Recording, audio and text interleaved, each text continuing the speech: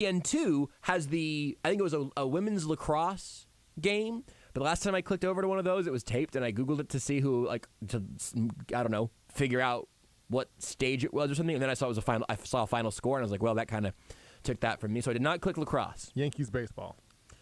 I would absolutely have put Yankees baseball on the TV. Obviously, we'll talk some Royals tonight. They played earlier today. We'll get to that. They did what they've been doing lately. The thing I am watching on a sports network in here, I would say it is hide and seek. It is a sport you can parkour. Sport's a safe word, I would say. Sport's Chess. a generous word. It is a seated sporting event. It is a seated event. I'm not sure I'm comfortable calling this a sport.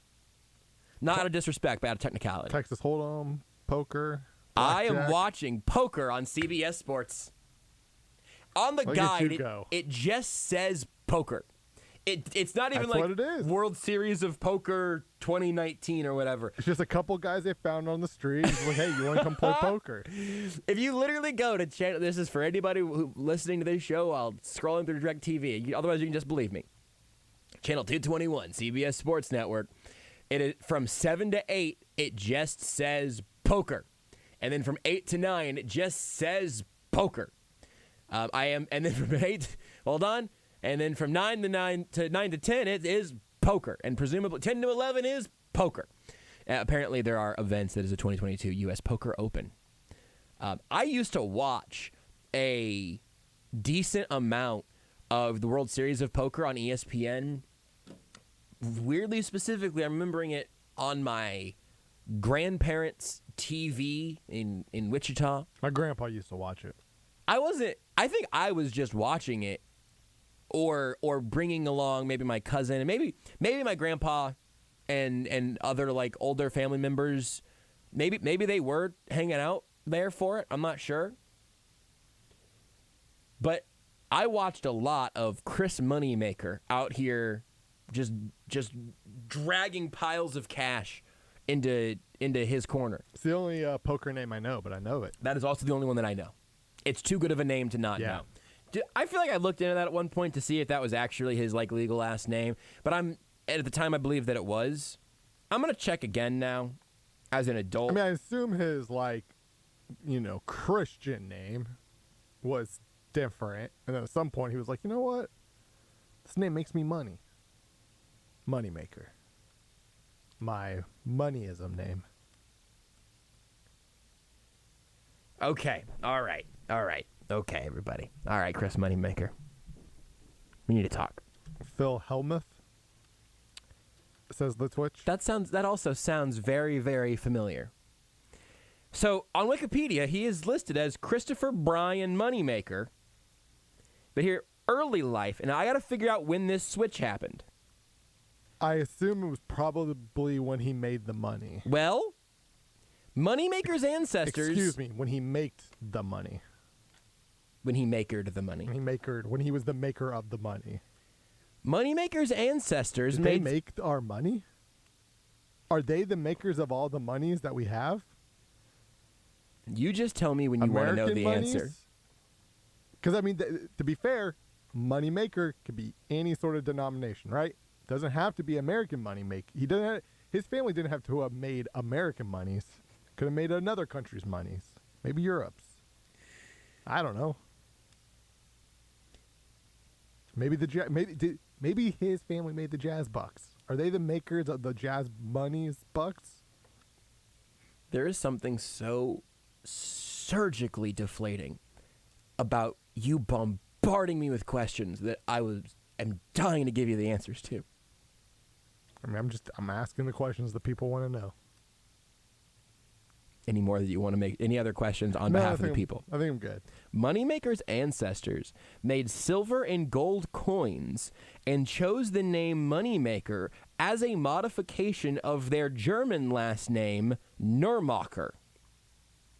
Huh. So what I'm thinking now... So they were makers of the money.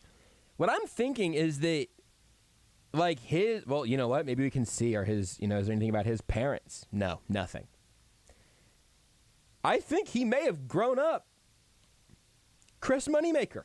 I mean, I guess I shouldn't say if you grow up with the last name Moneymaker, you're just determined to be rich, because I believe his parents came from very modest background, right? Or he came from like modest backgrounds, but like when your last name's Moneymaker, like I feel like you got a head start on everybody else. Your branding deals are definitely easier. I just kind of assumed, because what I saw here is that he was like the first person to qualify for a poker event through online means or whatever. Kind of scrolling through it a little, kind of glossing over some things. Well, now hold on. Oh boy. No, this is good. Do we have scandals? This is good. PokerNews.com just got me. Shocking reveal. Oh boy. Chris Moneymaker lied for 18 years. His family did not make the money? I just closing a pop-up ad. Hold on. Quote, I had a fake ID in my wallet and I showed it to the WSOP, World Series of Poker, and ESPN people, Moneymaker explained in an exclusive interview with Poker News. You should have seen their jaws dropped. I knew I was going to be on TV. Nearly 20 years after the poker boom erupted, Moneymaker has now come out and revealed that his real name is, in fact, Christopher Brian Smith. So... Hold on. I didn't tell you that Chris Moneymaker got me. I told you that PokerNews.com got me. Yes. This story was published on April 1st, 2021. Oh. That is a great niche April Fool's That's very good. post. Because I was about to say, so he basically did the McLovin thing. That's right. Where it's like, yeah, I can make up whatever cool last name I want, and I'm going to choose Moneymaker. Because everybody will believe that. There is literally there is like a Photoshop driver's license here that Pretty looks good. like a McLovin situation. It's a good April Fool's article. It ends with Poker News will be following this story and keep you updated with any further news until exactly 11:59 p.m. Pacific time on April 1st. That's good. And then they have a thing at the top that says April Fools or whatever. I caught it. I almost just told you that his name was Christopher Brian Smith, but on the little Google little widget or whatever, it has the date it was published, and it says April 1, 2021. And that really got me. That's good stuff. Who knew that we were going to have such a rich vein of poker content to dip into on this show? This show is all about their card games, Yu-Gi-Oh, poker. That's what we really did. That's what we do. That's what we really did. Yeah, that's incredible. Yeah, so here's from Cora. Strange enough, it is his actual name, one of those once-in-a-lifetime occurrences where the perfect storm occurred. A guy with a catchy moniker won the largest poker tournament of all time at that time. It's not bad. It's pretty good. I want to know when his... Because here's the thing. I thought there was a chance that Chris Moneymaker was a little bit on the nose and maybe a little bit of a... Yeah. Maybe a little self-aggrandizing, maybe a little dork move to change your name to something so on the nose as Moneymaker as you're entering a tournament as like a nom de plume or whatever. No. Yeah, I mean, I imagine when you signed up for this tournament to say, hey, obviously, what is your given name? And then what is the name you would like to go by in case you're on TV? And I just think you go by Moneymaker. It's not very creative. It's just too on the nose, right? His high school buddies gave him that name because he kept winning their poker tournaments. Exactly. Yeah. Hey, nickname, sure. Last name, come on. But again, seems like he grew up with it. My question: his family maker of the monies. My question is, when did the word ancestors implies a very long time ago. I'm wondering who it was in the family lineage who was like, let's go ahead and make this a little less German and change it from... I would... Hold on. Nurmacher to Moneymaker. But if that happened 200 years ago, that's your name. Well, yes, so I'm assuming... you know what they say about assumptions, but I'm assuming that is a decision that his family made when they moved to America, right? Like, because that's just a pretty common story of immigrant family moves to America. Last name is just too complicated, or they feel like it is too complicated to say. I shouldn't say too complicated to say. We have plenty of ignorant people now, but I would say back then it was even more that way in terms of last name. So they wanted a more American last name, right? What's more American than making money? If that is the story, and they made money. If that is the story, it's a perfect name. A history of making money. They were like, hey, our last name is probably just a little too difficult for the average, Yahoo out over here to say. What can we change it to? But we want someone with some pizzazz, really sticks. Want people to remember the family name. We want to remember, have we want our family to remember that we are makers of the money. I do have one more paragraph from Makers Wikipedia. money? No, close. Money maker. Money creator. No. We're almost there. So close, though. Almost there. Coin maker. No. Here's one more paragraph, and then we'll talk about something Gold else. collector? Farther away. In 2005,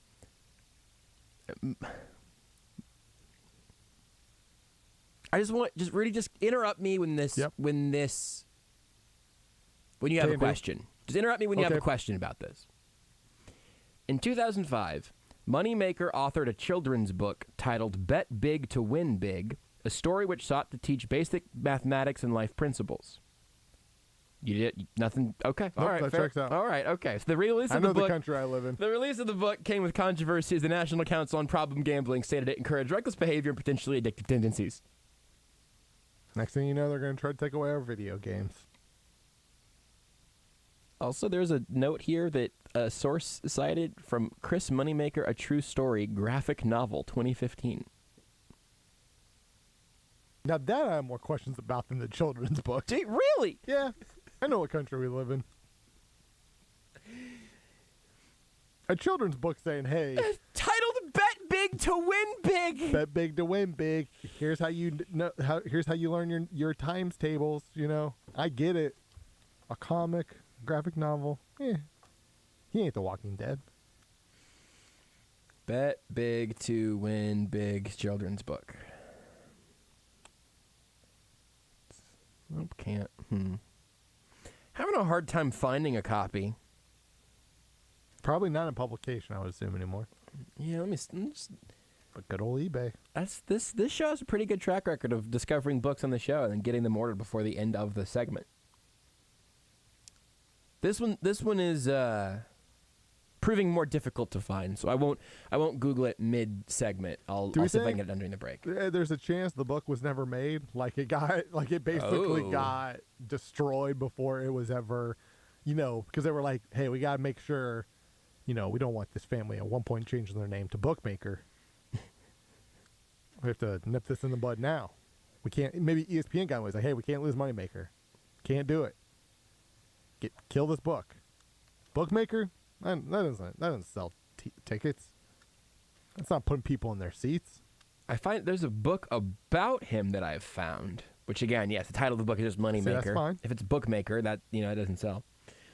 I'm not sure if this is something. If anybody on the video streams has a copy of Chris Moneymaker's children's book, Bet Big to Win Big. I would love a copy personally. I would love to give it to my nieces and nephews.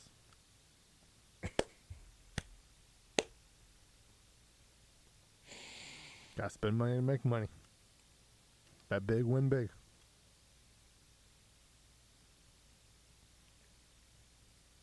Just sitting here thinking about all the absolutely depraved people who are sad that this show is going to end soon. Imagine having this bad of taste and being proud of it. Some of you are sick. We love you very much. Want more Almost Entirely Sports? Watch the show live on the Sports Radio 810 Facebook page.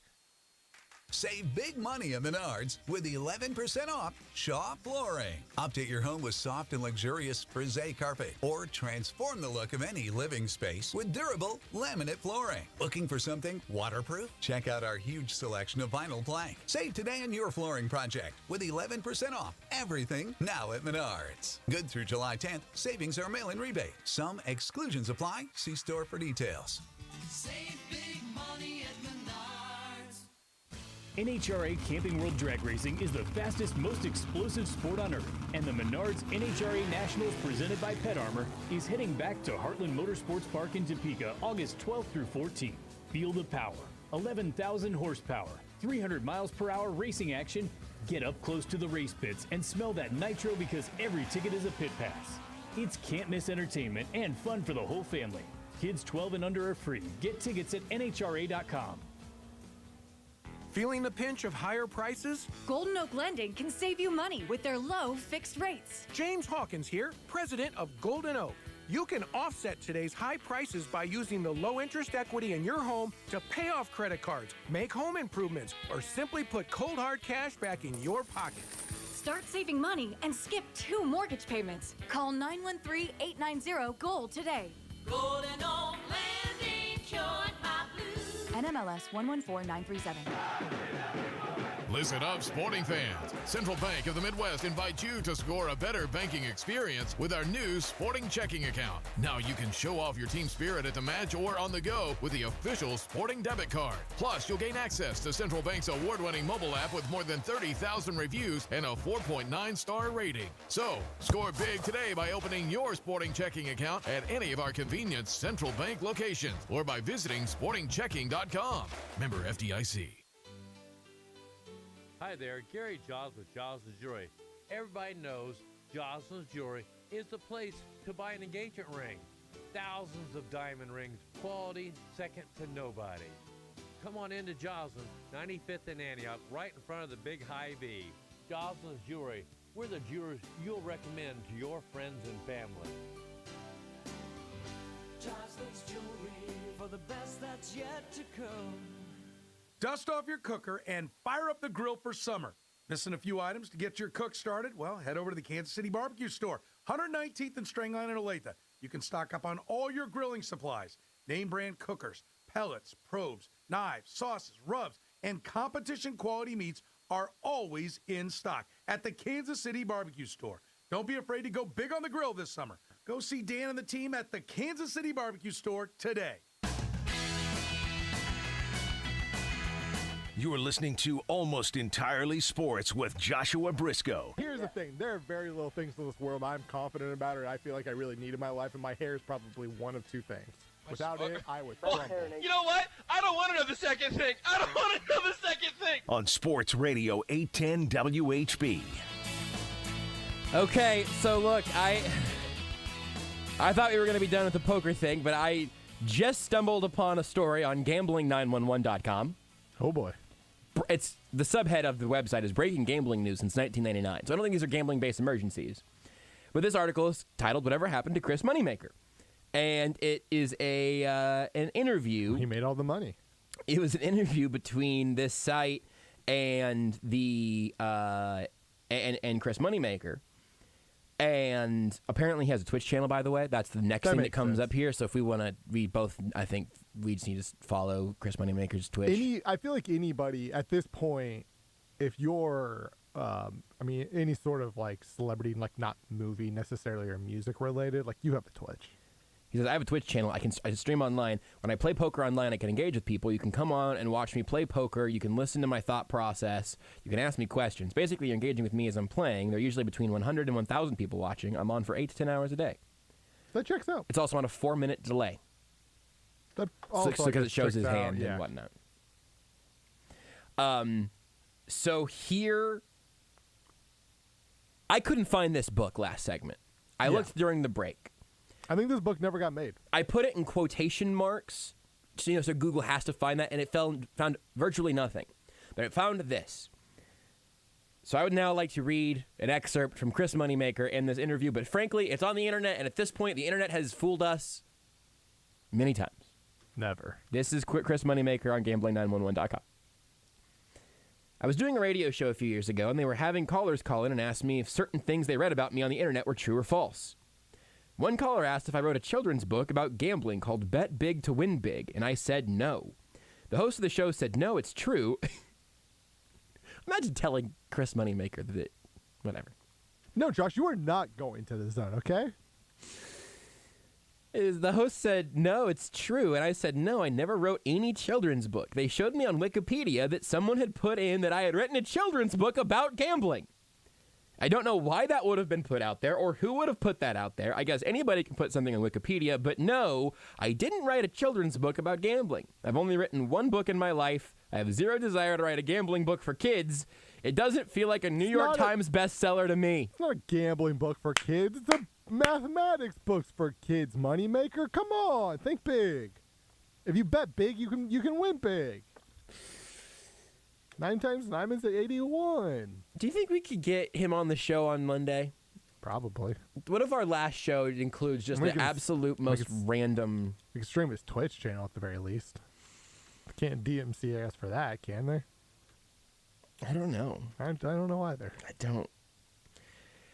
But, yeah, so at Wallaby, when all you guys go to his Twitch page, tell him that we sent you.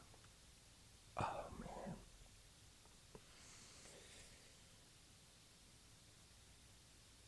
I don't know that, I just had the thought of what he's just at home, Googles the name, downloads the hour of the podcast where almost certainly at least his last name will be in the title. Yes.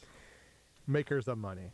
And if he just listens to just the first 20 minutes, if he gets to this segment, regardless, I feel like it's going to be very strange for him.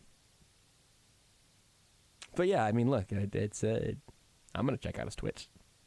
I'm interested. Here's another portion of this interview, which is allegedly true, but again, now I'm terrified. Gambling 911. Do you ever bet on sports? Moneymaker. Yes. 911. Where? Moneymaker. I bet offshore. 911. You were recently inducted into the Poker Hall of Fame. How do you feel about that?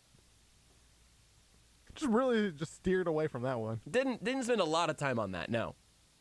I mean, understandable. We've all had offshore gambling accounts at some point in our lives, right? We've all dabbled in that. Don't have to in Kansas in September, though. This is so bizarre. This is from the website. Sorry, what did I think what you just said? We've all dabbled. It's okay. It sounded like a joke at the very end. And then at the end, I said, don't have to, though, in Kansas anymore because it's going to be legal in September. You're right. The cadence of how you said that sounded like a joke, fair. but I was so enraptured. Yeah. By this, I did gambling 911. I didn't want to gloss over if you had a great one-liner. This is from the site. Let's clear up another controversy. Part of your lore is that you spent $39 to enter an online tournament, which you won, winning you a seat at the World Series of Poker, which you also won. You even refer to the rounded up number $40 in the title of your book, but it's not true what really happened. Moneymaker says, it was $86, not $39.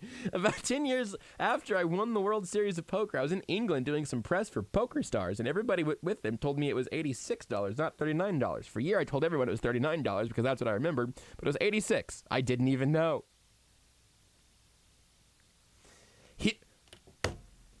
I don't know what I can believe anymore. YouTube video. Chris Smith, Moneymaker, not your real name. Fake driver's license. He responds. It was posted on April 1st. It was an April Fool's joke. A lot of people believed it. Then they ask about his divorce. He has some of the weirdest interviews.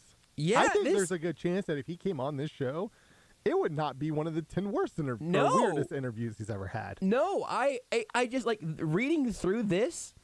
I am just startled by how much weird, just wrong stuff there is about him. Yeah, I do want to know, which I guess is like a thing that can happen when your last name is Moneymaker, right? It makes it easy.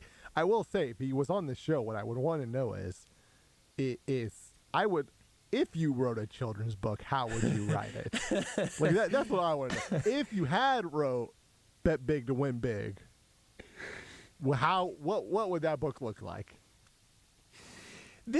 The last question here is about if his first wife got half of the $2.5 million in the divorce, and his response is she got all of it. In exchange for that, I got to keep 100% of my future earnings. I figured I'd make a lot more than that in the future playing poker, and I was right. I'm a gambler. I gambled on myself, and I won. Makes sense. And then the story is done. That's how this story ends. I mean no ill will to the wonderful people of gambling911.com, of which I learned today. But this is a very strange interview, which for my money, no pun intended, I don't think is Mr. Moneymaker's fault. This is very strange. I think that it's not his fault that his last name is Moneymaker, but when your last name is Moneymaker, I would say you are about as easy to make stories up about because everybody just kind of already assumes that the name is fake, right? Yeah, so you're just a cartoon character? It just goes from there because your last name is Moneymaker. I mean, everybody, I think, just assumes your life is a bit at that point. I guess. Yeah, that I have gone full circle here from, remember Chris Moneymaker, to I don't know if he would like have a sense of humor about any of these things. Now I desperately want to talk to Chris Moneymaker. Maybe just to interview him about how weird this interview was. I might know a new co-host / semi-producer who might be able to book guests from 10 to 2 starting on July 18th. I can reach out to him. Maybe he can reach out to Moneymaker. Make something happen. I don't know if Beards is technically a co-host or not. I'll have to ask him. I was talking about you. Beards do work? Nah. FamousPeopleToday.com.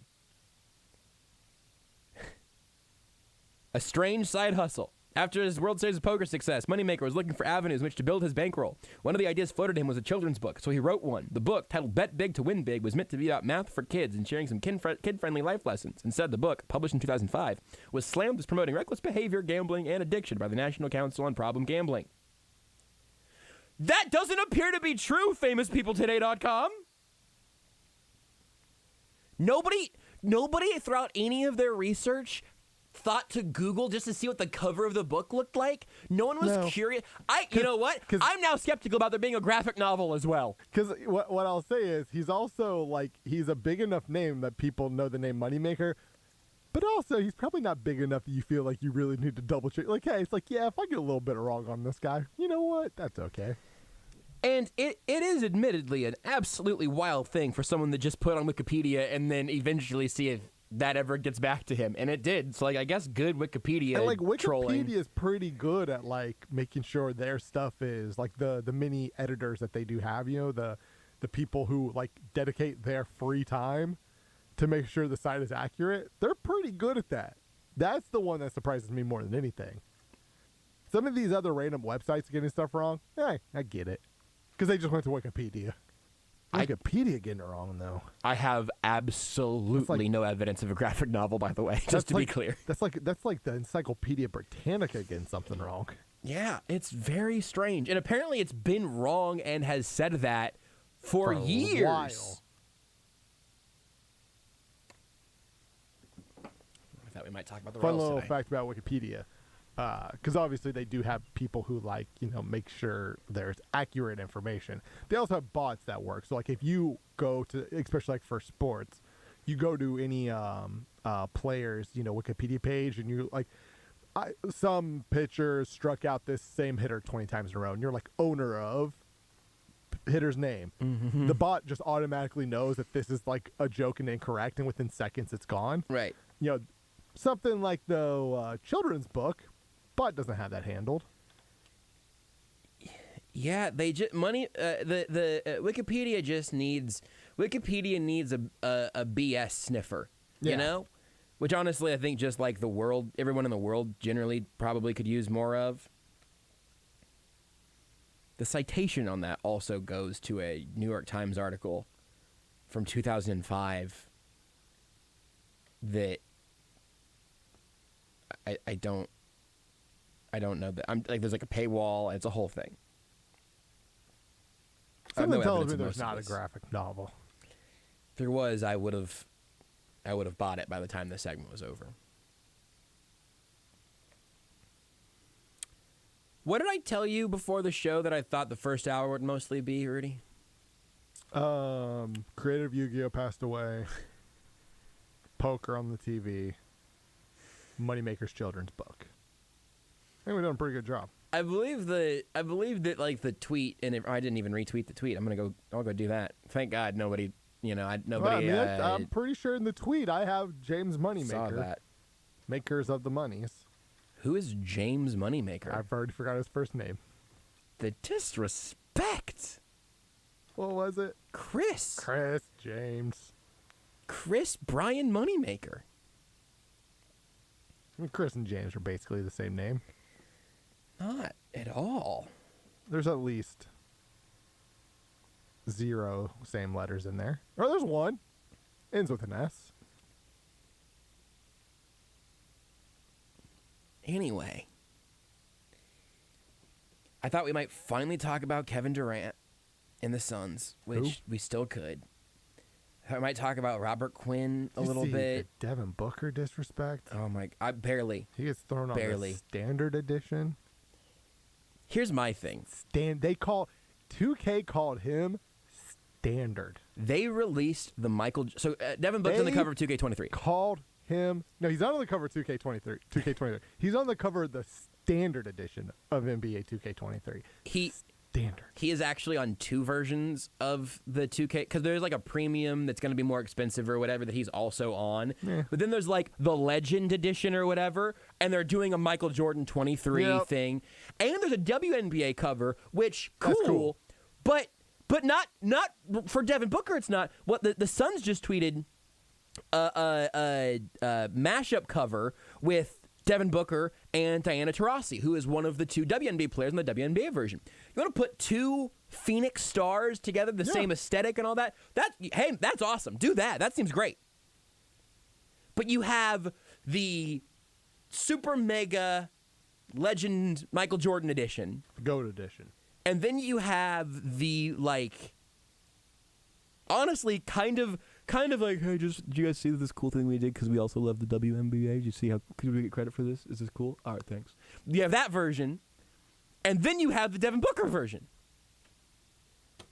The disrespect for me today was twofold because Beards and friend of the show, Jordan Foote, both sent me the same tweet that I had already seen retweeted earlier in the day. I never even had to click it for Beards. I knew what it was because Jordan retweeted it, Beards sent it to me, and then Jordan sent it directly to me later. And there's a cover of this year's cover and last year's cover, and it says, wow, history made. For the first time in 2K history, with Luka Doncic last year and Devin Booker this year, 2K has the first father-son duo in the history of the game on back-to-back covers. And now, why are people making that joke, Josh? That is because Luka Doncic is white.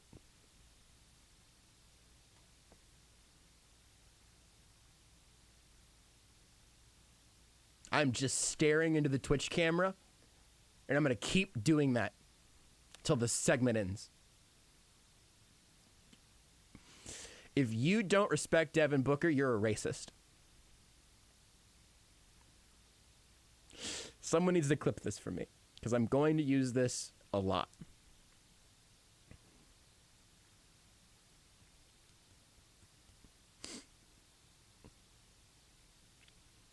Anyway.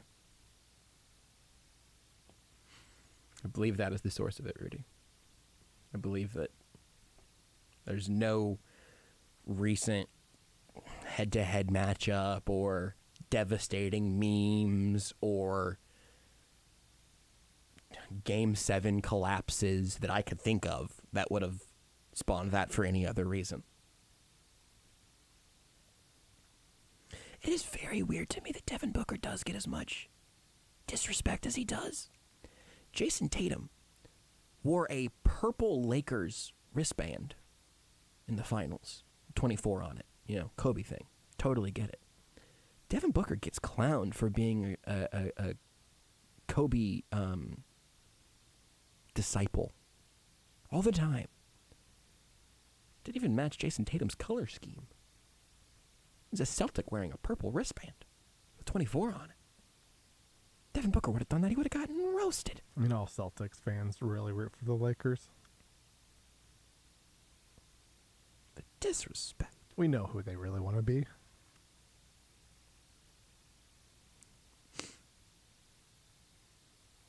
It's been a weird hour. I thought maybe this segment we'd talk about Kevin Durant and the Suns. Maybe this will be the thing that pushes me in that direction. I wonder how many times we'll talk about Chris Moneymaker today. Did you know you can listen to Almost Entirely Sports anywhere, anytime? Well, you can. Just search for Almost Entirely Sports wherever you get your podcasts. Almost Entirely Sports is ending soon. But you know what's not ending soon? My love of Ruback Fine Jewelry. Also not going anywhere. The beautiful ring that we got from Ruback that I purchased as my engagement ring when it was time to propose to now fiancée Renee. You can tell by the naming convention change that it worked. It is an absolutely beautiful piece, something that brought Renee's hopes and dreams and visions alive. Something that for me was, I didn't know where I was starting. I wasn't going to be the one wearing it. And so we had to figure out, Renee and I, what she liked, what I thought seemed good. And you also have to look, part of the math of all this, you got to figure out what your budget is and what you can make work for you. And frankly, the very beginning of that process before I went to Ruback was not good. It was a stressful process, just kind of like looking on the internet at things and trying to figure out what's what. I have no expertise there, obviously, and didn't really know what that process was going to look like until I went to Ruback. I went to Ruback, talked to Hal. He has decades of experience in the jewelry industry, connections all over the country. And I went in with some questions and a recommendation and just sort of what I thought made sense. We had an incredible time kind of going through where I was at, the budget, what it could look like. Also, it's a custom ring. There's not another one exactly like it. Frankly, I haven't seen one that looks almost anything like it, which, comes as a point of pride for me and for Renee, and also should be a point of pride for Ruback. It's absolutely gorgeous and ended up being every step of the way a better, easier, more productive, more excellent experience than I ever could have imagined. And that is truly thanks to Ruback. I say this every time, but it's something that really landed with me after the fact.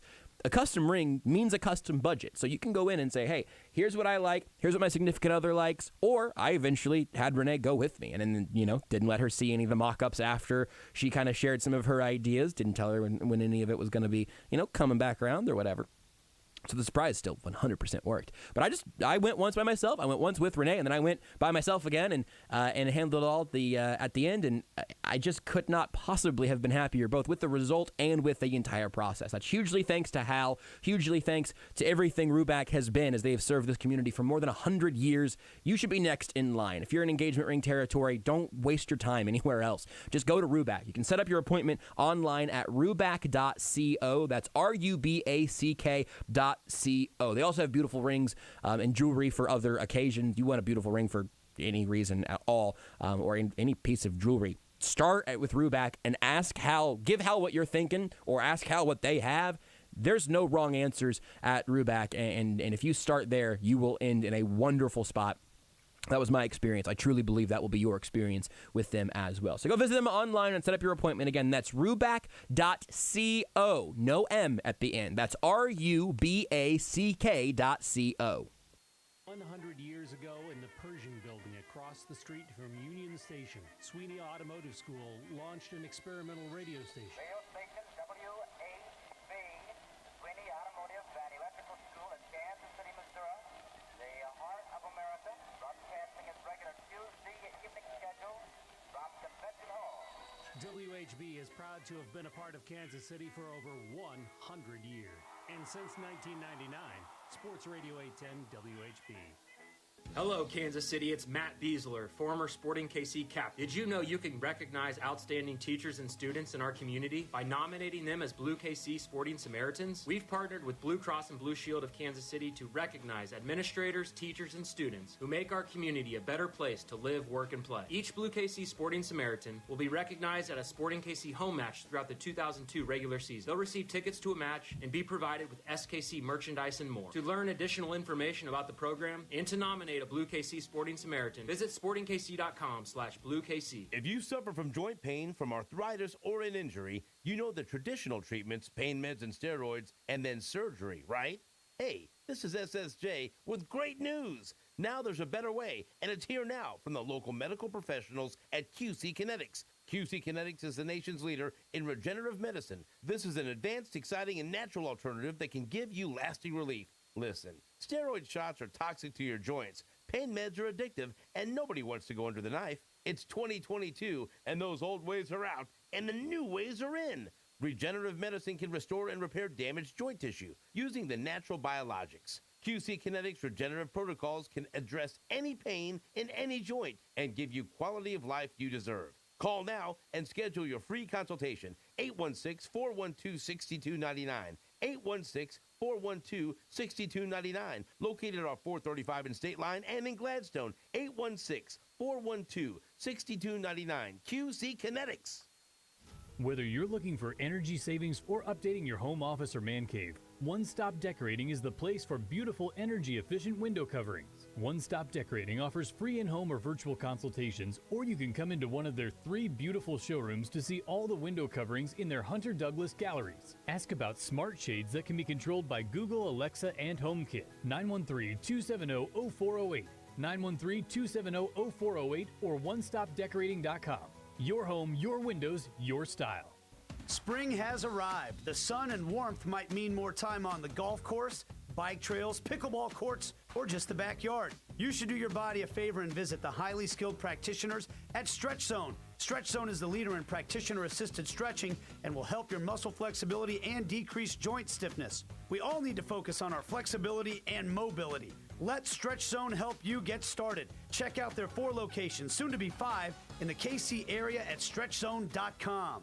If you've been dreaming of a new outdoor living area for your family to enjoy all year long, Summit Lawn and Landscape can help you design and build it. Paved and stone patios, outdoor kitchens, fire pits, outdoor fireplaces, landscape lighting, and retaining walls. Extend the comfort of your home outside with a new inviting and relaxing addition to your home. Sit by a fire, relax under the stars. Whatever you envision, Summit Lawn and Landscape can help. Call Summit Lawn and Landscape at 816-966-9434 or summitlawn.com.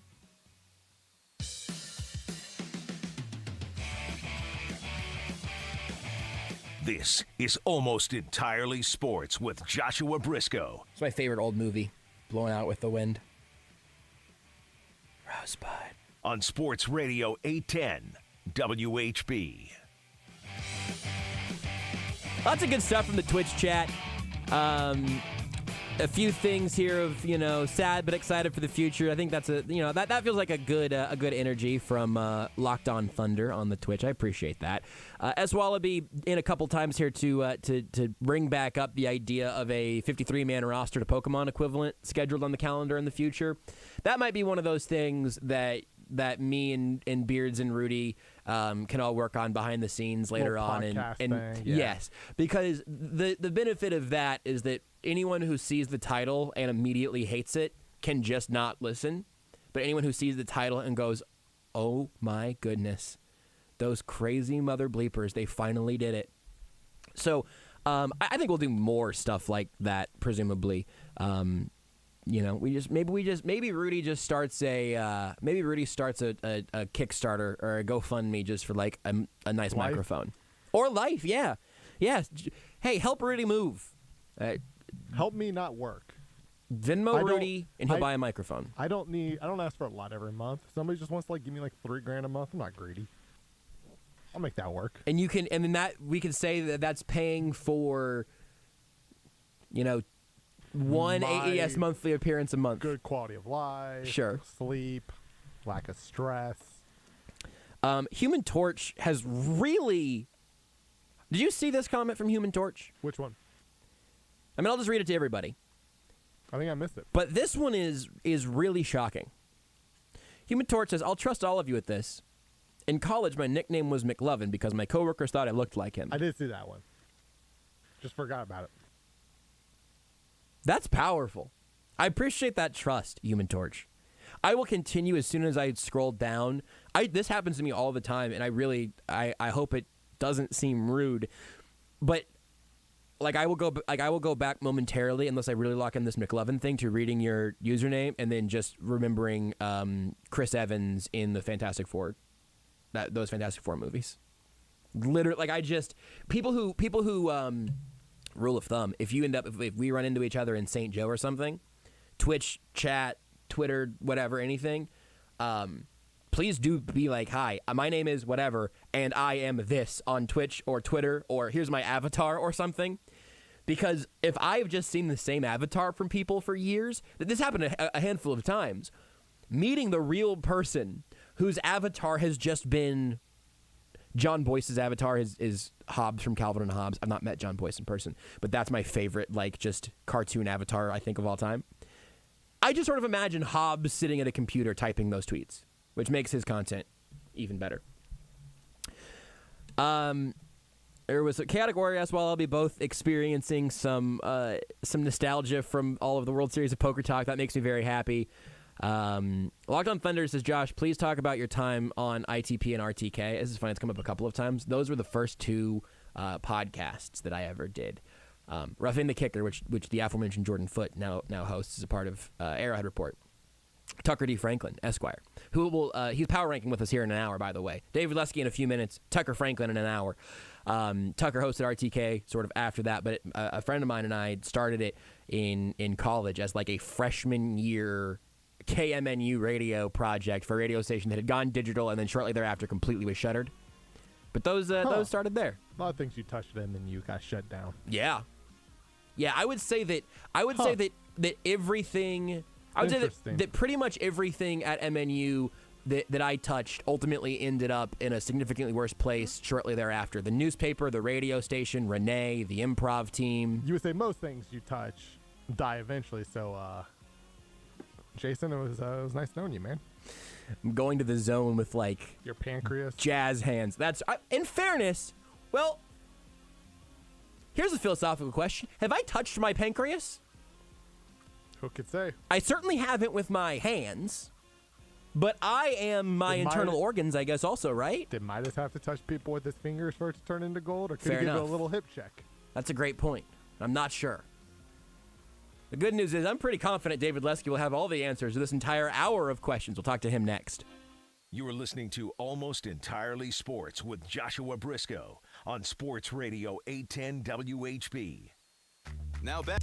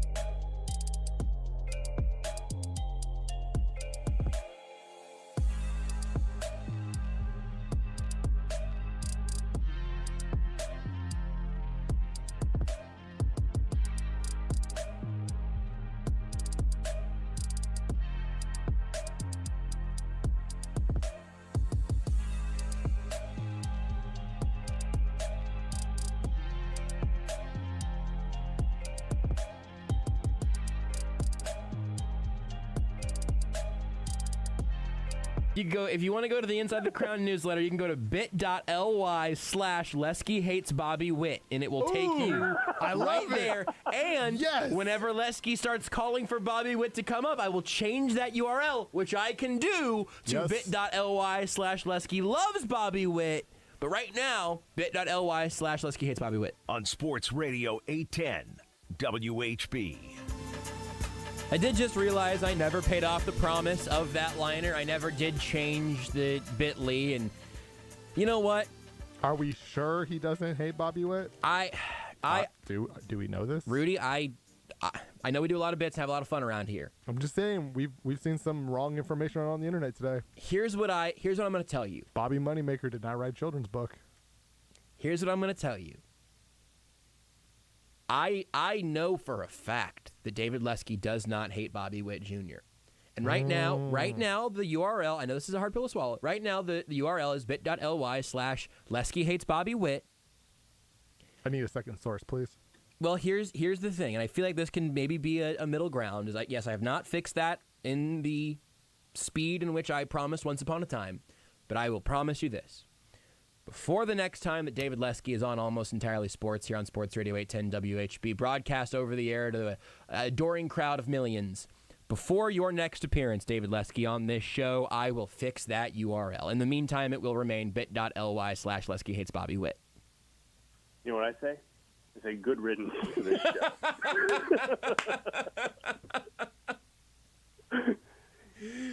You have seen me in a designed in my home Bobby Witt t-shirt. Yes, and that's how I know you don't hate Bobby Witt. That's what I'm saying. I am publicly saying right now, clip this if you need to, Lesky does not hate Bobby Witt Jr. And I will amend that. I will fix that link before our next show together here in the evenings. I just appreciate the little bit of a pause in between does and not where I can easily clip that out. That's your prerogative. Lesky, next time you're on, there'll be a new liner. That's also true. Rudy I'm not worried about it. I'll tell you that. Rudy will fire off your new liner. It's going to be very, very slanderous, and we'll launch a whole new barrage of people to insidethecrown.substack.com, which is the URL of the newsletter. If you don't use the bit.ly, here's the thing. If you want to hate subscribe, I'm okay with that too. Definitely, yeah. So do it however you want to subscribe. Just do it, and if you hate me, I'll just ignore your comments. I think you just lean into it. Maybe you do an entire post about how you think that Bobby Witt's broken and needs to be sent down, you know? He should be sent to low A, if we're being honest. Yeah, really, he needs to get his groove back and really remember how the grind works in low A and just see how it goes. Now, to be fair, something might be broken before too terribly long because, anytime a Royals player gets hurt, the Royals have a tendency to rush him back before it gets worse. Yeah, broken was the wrong word for me to use there for sure. That's a great point. Yeah, something might break very soon. Yeah, that was bad. I regret my word choice for the first time in the history of this show.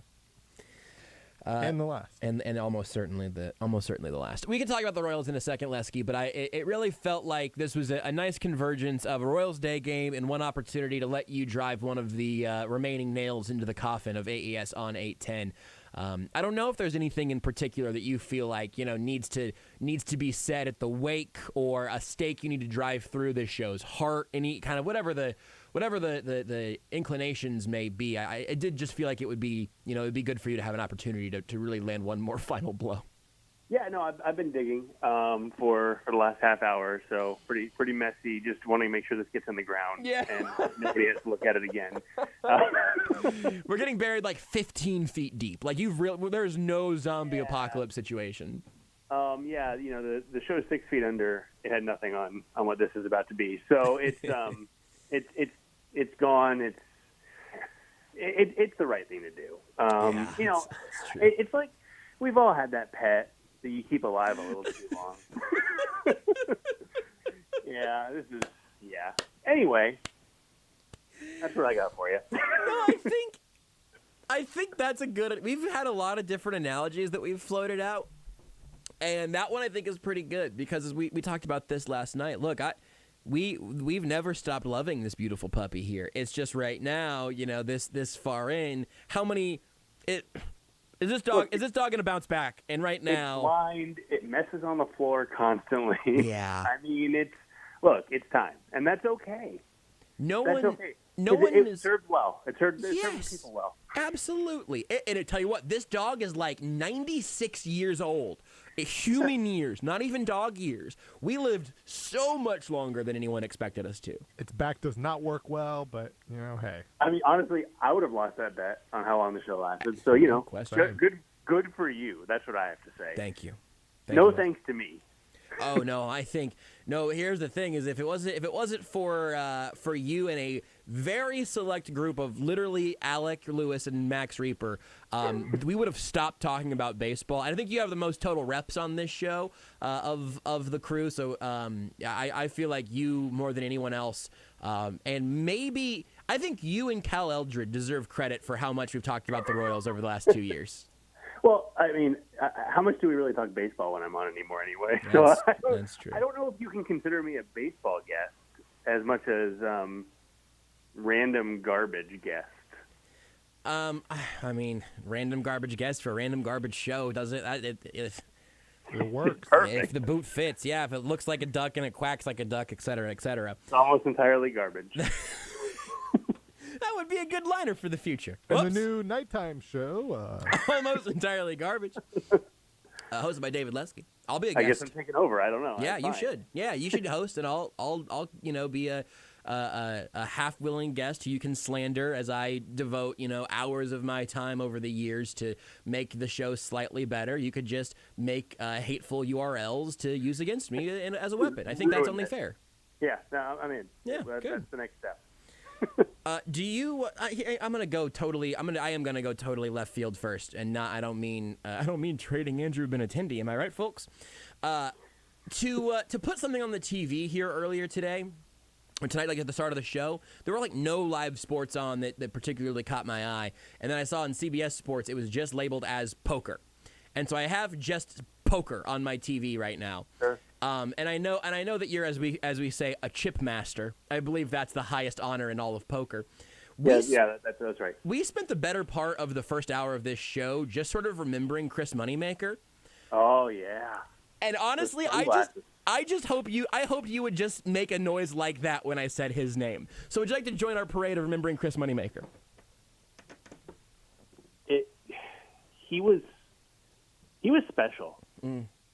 I mean, he was.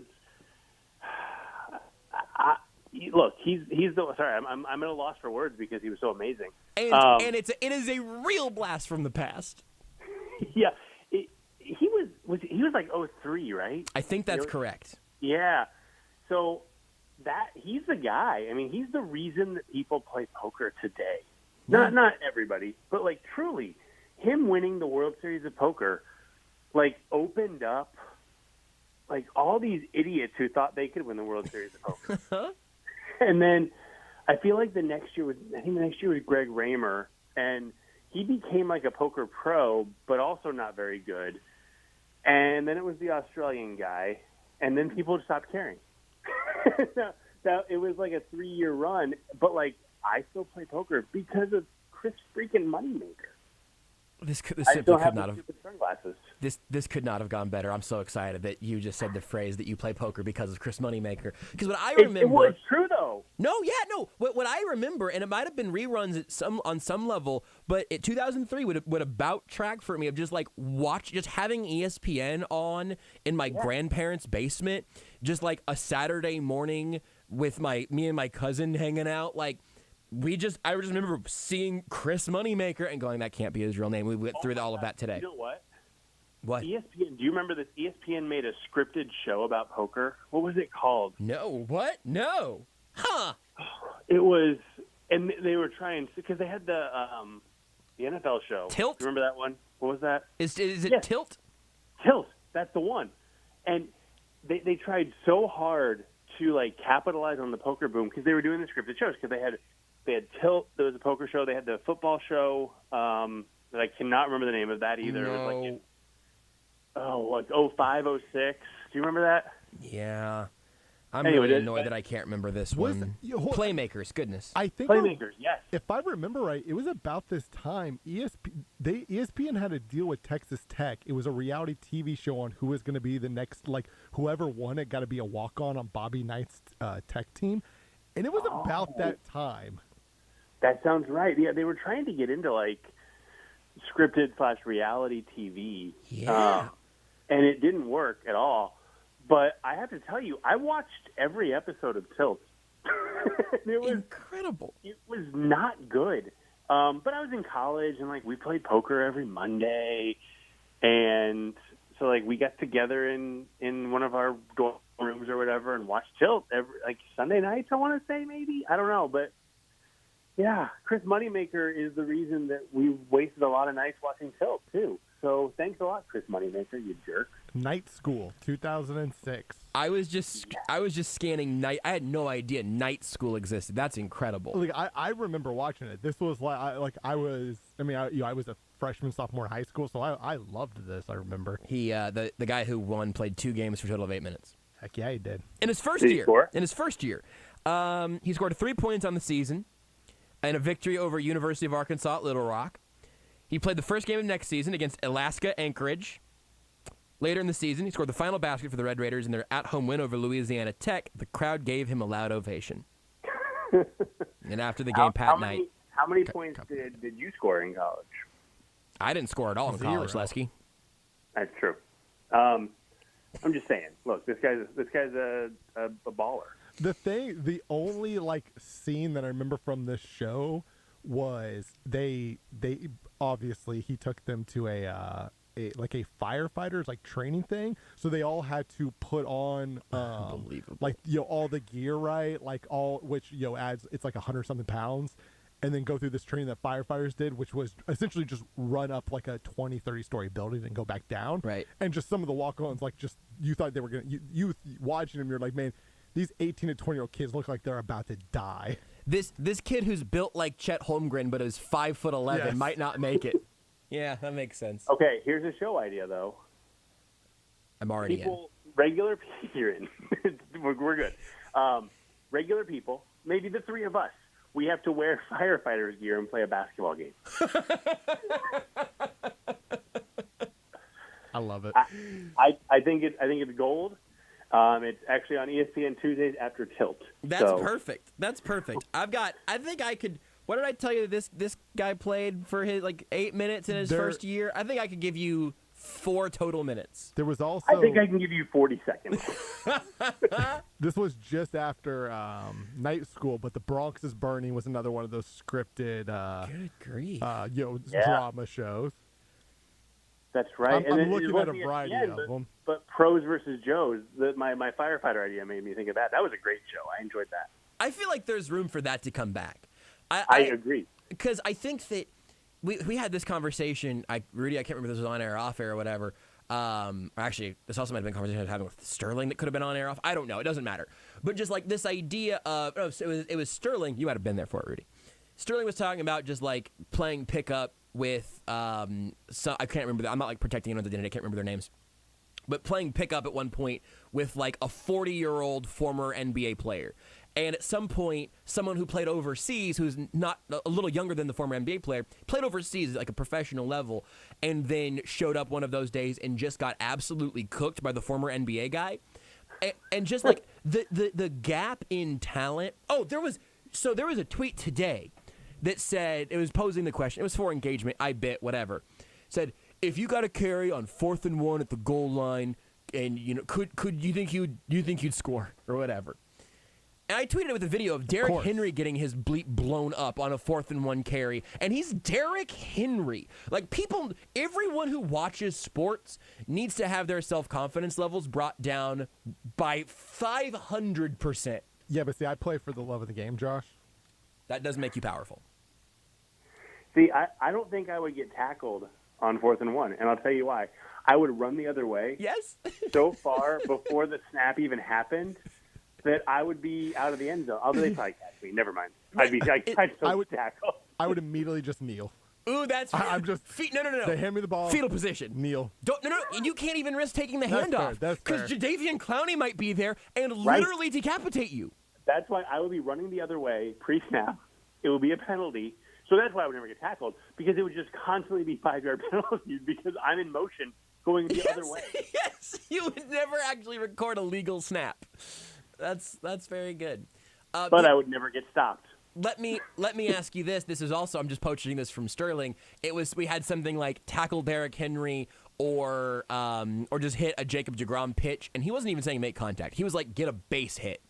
And the way that I'm tweaking this game is that you are in purgatory, and the only way for you to get to heaven or back to earth or whatever is to successfully complete one of these tasks. If you had injuries turned off and all of time is like by swing 10 billion, I imagine you've hit a baseball by pure luck. What do you think that number would actually be? To hit a baseball, how many times it would take? Like, you are getting professional pitching stuff with a defense. You need to get on first. I think it's way more likely I'd get a hit than I'd tackle Derrick Henry, first of all. Okay, I went the other way on this, actually, but you have baseball expertise, which is why I'm asking you this. Well, I guess it depends. Is fatigue turned off too? I don't know. Because if fatigue isn't turned off, if fatigue's turned off, like, Derrick Henry will always destroy me because he will just constantly. I think eventually he would get tired and I would get tired and I would get lucky to, like, grab his ankle. This is exactly my logic, yes. And he would just fall down. But if fatigue is turned off, I'm going to get a hit before I tackle Derrick Henry because, I mean, eventually I'm going to get lucky and hit the ball. like it's just the odds are that I'm going to get lucky and hit the ball, and maybe it'll bloop over the shortstop's head or something. But if fatigue is real, I think I'd ankle tackle him first. But look, I would be 73 before either one happens. That's and right. It would just it would just be years before I get anything done.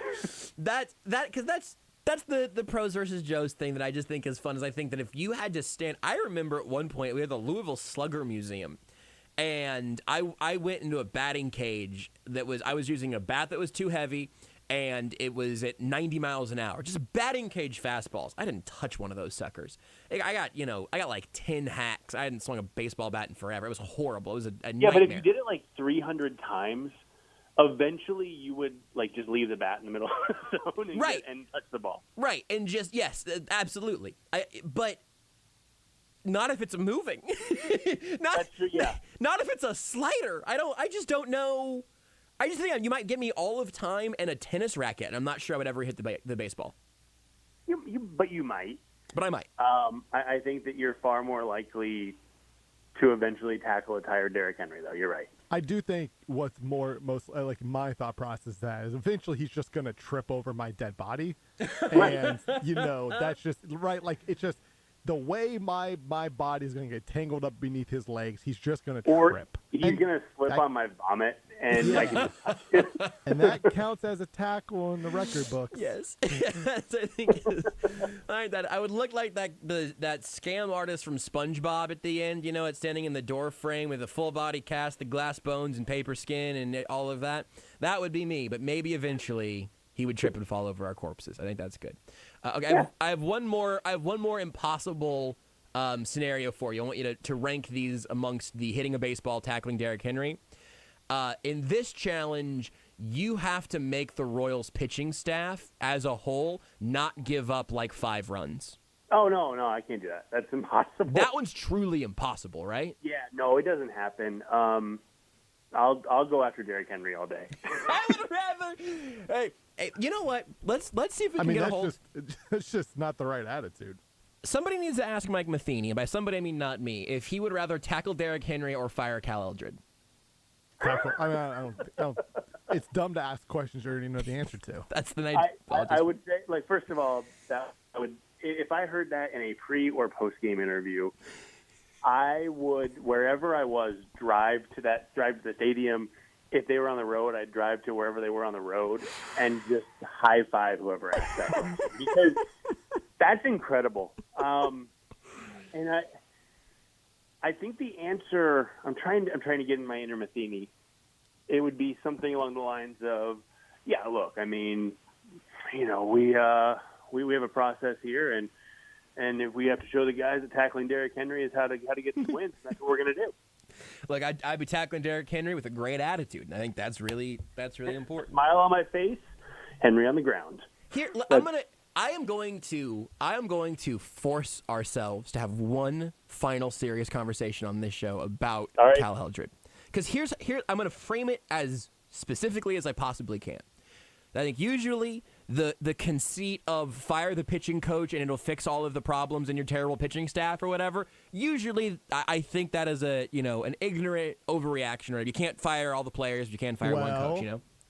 There was the college Grambling State cut every player on the volleyball team. So that's been in my Google Doc now for a full week. We've never adjusted on the show until this second. Grambling State's you can fire Grambling everybody. State's volleyball coach cut all the players on her team, and then she got fired, and then I don't really know what happened next. So I don't think they have a team anymore. Yeah, I don't know. I'm not sure. They reinstated all the players. They just don't have a coach now. I don't like this person is the reason that everything is terrible. I don't like this person should not be employed in their line of work. I really genuinely I don't go that route very often. But the Royals made I'm sure at least internally, difficult move to fire Terry Bradshaw and shake up their hitting. And their bats have been you might need to bleep this, Rudy, because this is a profane. Fun to watch. Shocking. But that has really, really happened. And good. And actually not good. Not just fun to watch because of the young players, but good, productive. And for so long now, not just this season, not just this stretch, but the pitching has been an obvious problem at a level that seems like people smarter than me go, there is a coaching issue here. And I'm truly wanting to understand why this looks like it is a coaching thing and how on earth the Royals are still at this point and they go, nah, we want to be contending, but this move is not one we're willing to make. Yeah, I mean, it's so here's the thing. Generally it's true. The coach is a scapegoat. Yeah. For bad performance. I think there are times when the coaches may be an issue. And I think if you look at the hitting coach, and Terry Bradshaw, by all accounts, is a fantastic person. I've never heard anybody say anything bad about him, honestly. I haven't talked to everybody who's dealt with him, so maybe there's somebody, but sure. But it just wasn't working. And I think what happened is we saw that he and his message and the way he delivered it, whatever it was a problem. Or a problem. Because in the last month or so, and even if you go back a few days before that, I mean, I looked at it, I gave Alex Zumwalt and company 2 weeks to kind of get their message under control and get through to the guys. And if you look from 2 weeks after they were hired till today, till yesterday, they had a weighted runs created plus of 104. Average, I mean, it's based on 100 being average. So that's an above-average offense from a team that was scoring like 3.2 runs per game. I mean, it's great. I remember today, they'd scored in the first 3 innings in 3 straight games, and they've scored like 23 runs this road trip in the first 4 innings, and they'd scored 14 in all of April in those innings. Like, this is a different offense, and I think it's largely attributable to the coaching. So having said that, it's clearly possible that a team struggling can get better because of coaching can be bad because of coaching malfeasance. And where I come out on this, I think the players deserve credit and blame, right? When a player does something right, they deserve credit. When a player does something wrong, they deserve blame. And so the pitching staff is not blameless, but I have talked with multiple people who are not associated with the Royals. I mean, I guess I would consider them friends of mine, but they are with other organizations, they're in baseball and other capacities. And all they say is, I really hope the Royals give up on some of these young pitchers so that my team can get their hands on them. and that's really nice to hear in some ways, because it's like, okay, somebody else recognizes there is talent on this roster. Yeah. But it's also really disappointing because you go, okay, well, they're going to give up on Daniel Lynch and he's going to win a Cy Young. And they're not going to. I don't think that's going to happen. Right. I think they're going to get to the decision that everybody knows they need to get to eventually. Truly. not as soon as people want. And I get it to some extent, because with Terry Bradshaw, they had Alex Zumwalt. They had him there. That's a good point. They don't really have that guy. And in their mind, see, where the Royals and most of us probably differ is, I think the Royals are like, yeah, Cal's not cutting it. This stinks. I don't want to fire my friend, blah, blah, blah. But I think what they're saying is he's not hurting the staff, and we don't have a replacement. And what we are saying is he is hurting the staff, and that monkey at the zoo could be his replacement. Right. So I think that's where the philosophical difference actually lies. And it's not so much in the we have to keep Cal because we love him. I think it's we don't have a replacement and he's not hurting them. I think he's hurting them personally.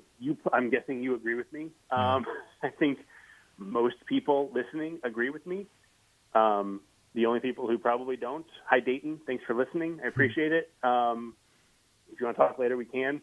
It's hard to look at what has happened with this staff and say, no, yeah, he's not the guy, but he's also not a problem. I think he's a problem, and that's too bad. Because I'm like you, I don't want people to get fired, but I also don't want people to be running the team that I enjoy watching into the ground. Yeah. And you're hired to be fired in sports. It's very few people get to go out on their own terms. It stinks, but hey, it's life. Yeah. I think that is comprehensive and very fair, and that's all I could. That's what I'm trying to achieve, because I really do kind of want to understand where they're at on that.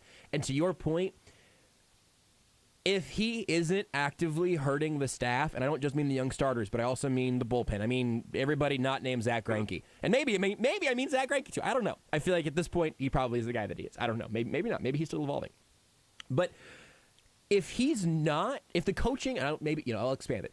If the coaching isn't actively hurting all of these pitchers are way worse than the Royals need them to be.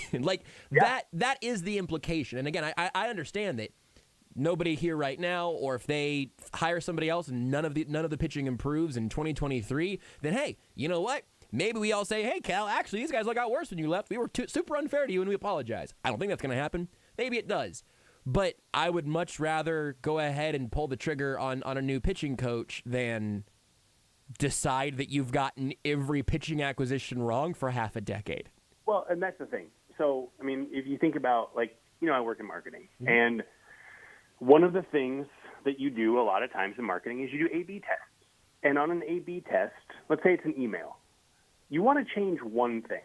You don't want to change 4 things, because then you don't know what was different. You don't know what made one email better than the other, right? And so in this situation, I think that the obvious issue, to further the analogy, if I don't think my subject line is getting people to open emails, I'm going to change the subject line. And it may turn out that it's the header image that's not getting the results. It very well might.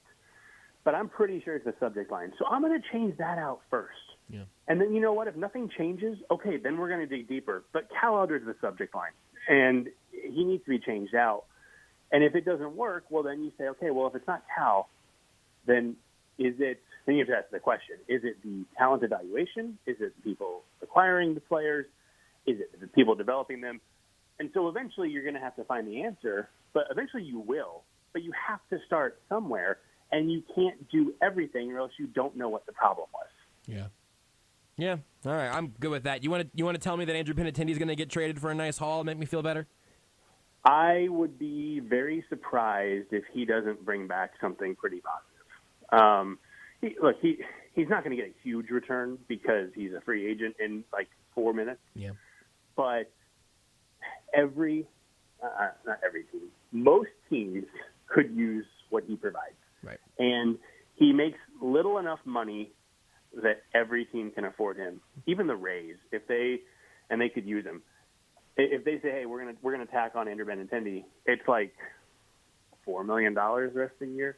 Even the Rays can afford that. And John Sherman's shown he'll put money in. So if it takes $2 million to bring back their number 5 prospect instead of the number 8, he'll do it. So I think we're going to be happy with the return on Benintendi. I think some people are probably not going to be because they think he's going to bring back like the number 7 overall prospect. It's just never going to happen. But I think ultimately, I think it'll be a nice return. I don't know where it'll be because there's like 12 teams interested. But he's going to go, and then I think he's going to bring somebody back who contributes in the next couple of years. That sounds good to me. It feels like a relatively positive sort of send-off. So if there's any, final words you'd like to deliver to the specific kind of absolute lunatics that listen to this show on a regular basis, or if you just want to say, like, hey, insidethecrown.substack.com, insidethecrown.substack.com, insidethecrown.substack.com. I thought maybe you would just appear behind me. You didn't. I just was curious. They say it's been a pleasure. Yeah. It hasn't. Yeah, I get it. I understand. No. It's been ecstasy. It has been pure bliss. Honestly, this is in all seriousness. Ooh, I don't know about that. No, you got to deal with this. You just pucker up, sit down, okay, and listen. All right, I'm sitting. Okay, I'm sitting and listening. In all honesty, these spots are some of the most enjoyable ones I ever do, and I go on a lot of radio spots.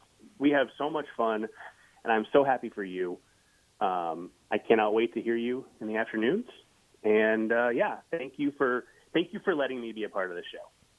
Thank you for being a part of it, Lesky. It's been wonderful. It's been always excited to know that we're going to have you on, because I know that it will be fun. And if we get smarter by accident, then that's just you being a good covert operator and accidentally putting some good information into these very empty brains.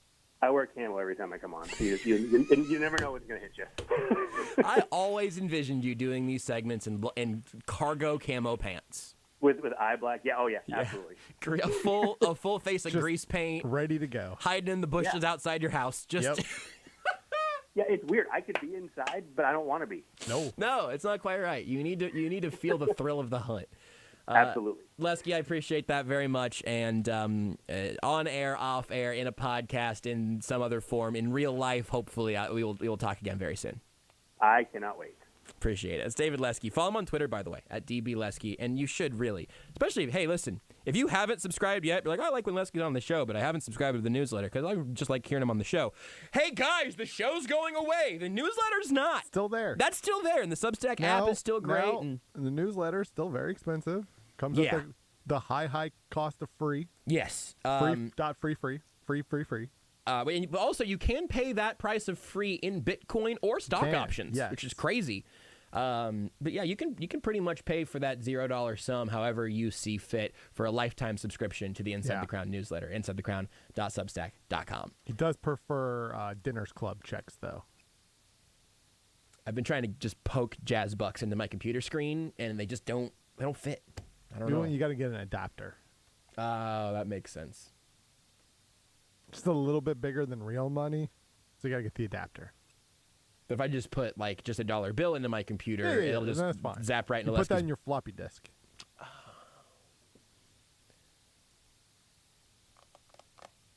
I have a whole story about not having a CD-ROM drive, but that's like a 4 or 5 minute story, and we need to take a break.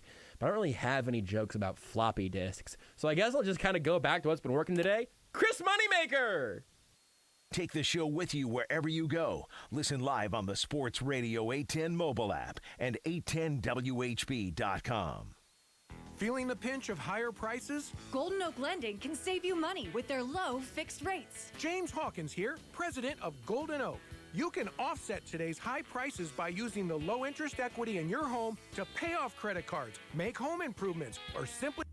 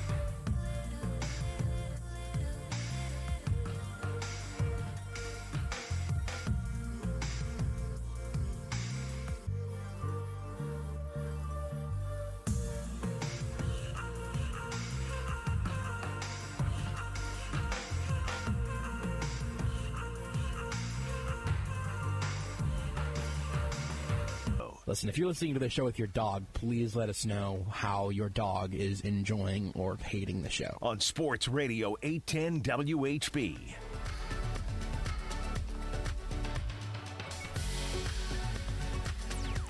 I don't know if there's anything else meaningfully Royals related that we needed to cover that we didn't just talk about with Lesky. Yeah. I feel like this would be the time to do it if there was. I think my main thing is that everything that we just covered, that I am still a little bit confused about some of the logic that seems to be going around there, and I buy the idea that they don't think that any harm is necessarily being done to their pitching staff, and that they don't have an obvious replacement like they did on the hitting side. I just don't know that that really holds water. If they thought, I think it's pretty clear. Like if they legitimately thought Cal Eldred was causing harm, right? Was delaying, was setting pitchers back, he wouldn't be the pitching coach. The problem is they don't think, or is that they think he is still, I think, a benefit to the team. And it's just, it's frustrating. Again, I get it because there's not the Alex Zumwalt, as far as the pitchers go, but it is frustrating when you see it's not just the improvement, just in the numbers, which are, it is a top 10 offense in baseball by almost every metric since he took over. The thing that really gets bonkers. Yeah, the thing that really gets me is when I watch the hitters go up to the plate, it's they have a game plan. They have a way that they are attacking the pitcher, and sometimes it doesn't work out right. Sometimes you get out. That's baseball. You're gonna get out a lot. And I'm just so often, I just feel like with the pitchers, whether it's I'm reading a Lesky article or an Alec article, it's this pitch was really working. Why didn't they throw this more? Because there just seems to be a lack of a full game plan from the pitchers, and that's not really the pitcher's fault.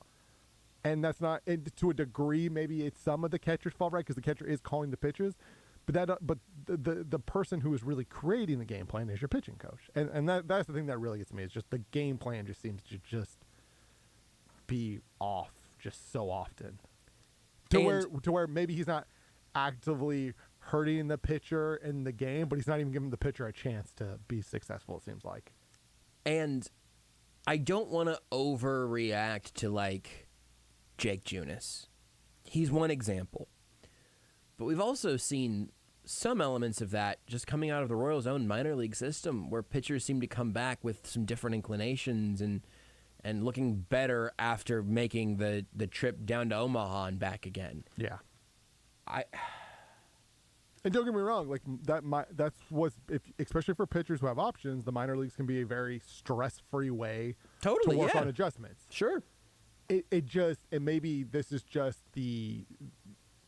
a Royals kind of PR problem in terms of the way they're presenting this, but it always feels like, oh, this was figured out once they got there, not this is that we figured this out, so we sent him down there to then work on it. It very frequently feels like they figured it out down there. And part of that is because, remember, Brett Keller said last year, I believe, it took the camera angles in Boston for them to figure out why he was struggling. And it's what? Why? What? I obviously don't have an answer to that. Yeah, it's just rhetorical question. It's inexcusable. And I think that the thing that I would love to get a genuine answer from somebody on is hey, please, as specifically as possible, what is Cal Eldred, what is Mike Matheny, what is the Royals coaching staff, specifically relating to the pitchers in general, what are they doing to make these pitchers better? Because again, to my point with Lesky, even if you don't, let's take it a step beyond. Hey, no, we don't even think that this is just a neutral situation. We think that this exact coaching setup is actively benefiting our young pitchers in particular. I don't know what evidence you would have for that. I would be quite stubborn about that, the probability of because that. Every time there appears to be some evidence, it then blows up. Right. Right. It's not like with a bad start here and there. I mean, it is a pitcher goes into a prolonged slump. And I think that if your coaching situation is only neutral to your players, you have more than enough reason to make a change. But if you believe that this staff is currently being supported by the benefit that they're getting from their coaching staff, you do not believe in these players at all. I mean, just at all. We talked about this whenever Dane Moore kind of like spoke for the first time, which this was after they fired Terry Bradshaw, where essentially he was like, "Hey, I brought these guys up early to kind of rush their development because I believed in them and I believed in the coaching staff." Well, then somebody failed. Yep. Whether it's the players who failed, which means you and the people who identify the players to acquire to draft, you guys failed, or it's the coaches. It can't somebody has to be in the wrong here. And if you're telling me it's not Kel Eldridge, that's fine. Maybe it's not. But somebody has went wrong. Maybe Cal's a genius and he doesn't know how to communicate with these guys in particular, and having somebody else in the picture in addition to him would help. Yeah. Maybe Cal's a perfect communicator, but he needs some sort of he needs some new fresh ideas. Maybe he's got great ideas and he's a great communicator, but Mike Matheny's got a real bad vibe clubhouse, and you're right. Something is wrong. But something is wrong. Yes, I think that's the thing about it that is so genuinely frustrating is that clearly something is wrong, and they're not trying anything. What are they doing? And again, you could say, well, internally, maybe sure, fine. We haven't seen anything beneficial, though, from the outside. So if they've been trying anything internally, it's been hurting, not helping. It's not working. And if they've just been letting it ride, it's not working. Anything. Sometimes you just have to try something. Even if you, like I said, maybe they don't have the clear, this is who we would promote to be the pitching coach. But at some point, you just have to try something. Right? Like you can't. Obviously it's super cliche, but the definition of insanity, which I think we also talked about, is not actually like a quote that was said or whatever, is doing the same thing repeatedly and expecting different results. Like that's what they're doing with the pitching staff. It has just largely been doing the same thing over and over and over, and eventually it's just going to fix itself. Eventually it's going to work out. After years and years and years of trying it, eventually it's going to work out. Because every time we see a step, right? Brady Singer's first few starts back, he was throwing a lot of changeups, and since then the changeup is thrown a little bit less and less. Like I've seen Lesky write about that, right? Like likes to see him throw the changeup a little bit more like he did early on, right? It's like guys they take 2 steps forward, but then they take 2 steps back, or maybe it's 1 step back. But either way, like there is not the continued progression. It is this back and forth, back and forth, back and forth, and ultimately you're right around where you were. So now what are you going to do about it? Yeah. And one benefit of being stuck on a carousel that's just moving in circles and not moving forward at all, is you're going to get several chances again once it comes back around to do anything different. And I'd be curious, obviously, this isn't a team of a bunch of 35-year-old journeymen. You're out here chucking knuckleballs. We're not watching 5 Jamie Moyers. I don't know what these are young pitchers that should be getting better and more creative and more precise. And while they certainly are young, this is not some people do they're really not that young. They are young. These are guys who can still pitch in baseball for 10 more years. Yes. But also they're not 21 in the big leagues, right? There is they should be farther along than what they are. And if that's because Dane Moore rushed them up through the system, well, then that's on him. If it's because, again, just somebody is at fault here. And they appear, at least publicly, to be saying, nobody's at fault here. We all have the right attitudes. This is going to work out. So we're just going to keep doing this, and eventually it's going to be fine. And hey, I mean, if everybody looks around and says... Lacey's not even pitching, really, right? Right. Your other top 5 pick, your first-round pick from last year, Mazzucato, every time I see a stat line from him, it's bad. Now, Ben Cadurna, the second-round pick, the local kid, it's always really good generally. So, there is a plus there. But, some of these other young pitchers that they've drafted are either just not doing well in the minors or just have done nothing. Asa Lacey really is – he has barely pitched since he's been drafted. I guess, and this might be pivoting back to even more conspiratorial now. I don't know. Maybe not. If everybody looks bad, maybe everybody feels a little less of the heat if everybody else is just sort of around, also not looking terribly competent at their job. I don't know. It's just frustrating, man, because it's just this should be a very exciting season for Royals fans, even if it was never going to be a playoff season. This should have at least been an incredibly easy year to be excited about. Yeah.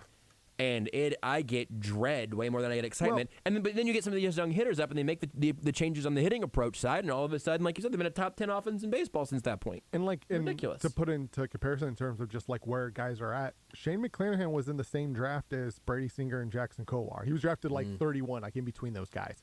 He leads baseball in strikeouts. He's a left-handed pitcher out of South Florida University, like a college pitcher from the state of Florida. He leads baseball in strikeouts. At least he did last I looked, which was like a day or two ago. It doesn't mean like Brady Singer or Jackson Kowar or Yo Bubich or Lynch should be leading baseball in strikeouts, but they should be much further along in this development. And now the reason why, Tampa Bay turns out much better at developing pitchers. Right. In a shocking turn. Because they're right, they are good at it, but they haven't always been good at it. Throughout the years, I'm sure they had plenty of trials and errors, right? Times where they struggled with it, just constantly tinkering, trying to get the system right. And the Royals don't appear to really be tinkering at all, at least not in any real significant way. It's just, we're going to just kind of keep doing the same thing over and over and over. Maybe a couple different people are in charge at various levels, but we're really just doing the same thing.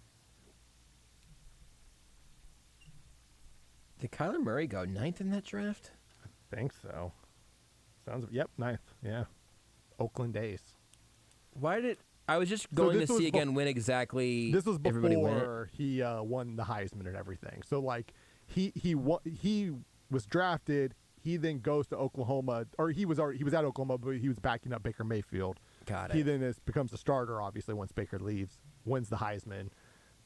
All of a sudden, it's like, hey, you're going to be the 1-1, and it's like, of course, he's going to choose football at that point. Because being a first year out of college player, in football, playing quarterback is a lot better than riding some minor league buses throughout the middle of nowhere. 100%. That is absolutely true. I like to think in that situation I would have made the same decision. However, remember earlier when we were talking about hitting Jacob deGrom or hitting Derrick Henry? But also as a quarterback, you don't have to get He's hit. not a large man, and he does move pretty frequently. So he doesn't have to. He's a quarterback, though, so he doesn't get hit too much. He gets hit more than Casey Mize.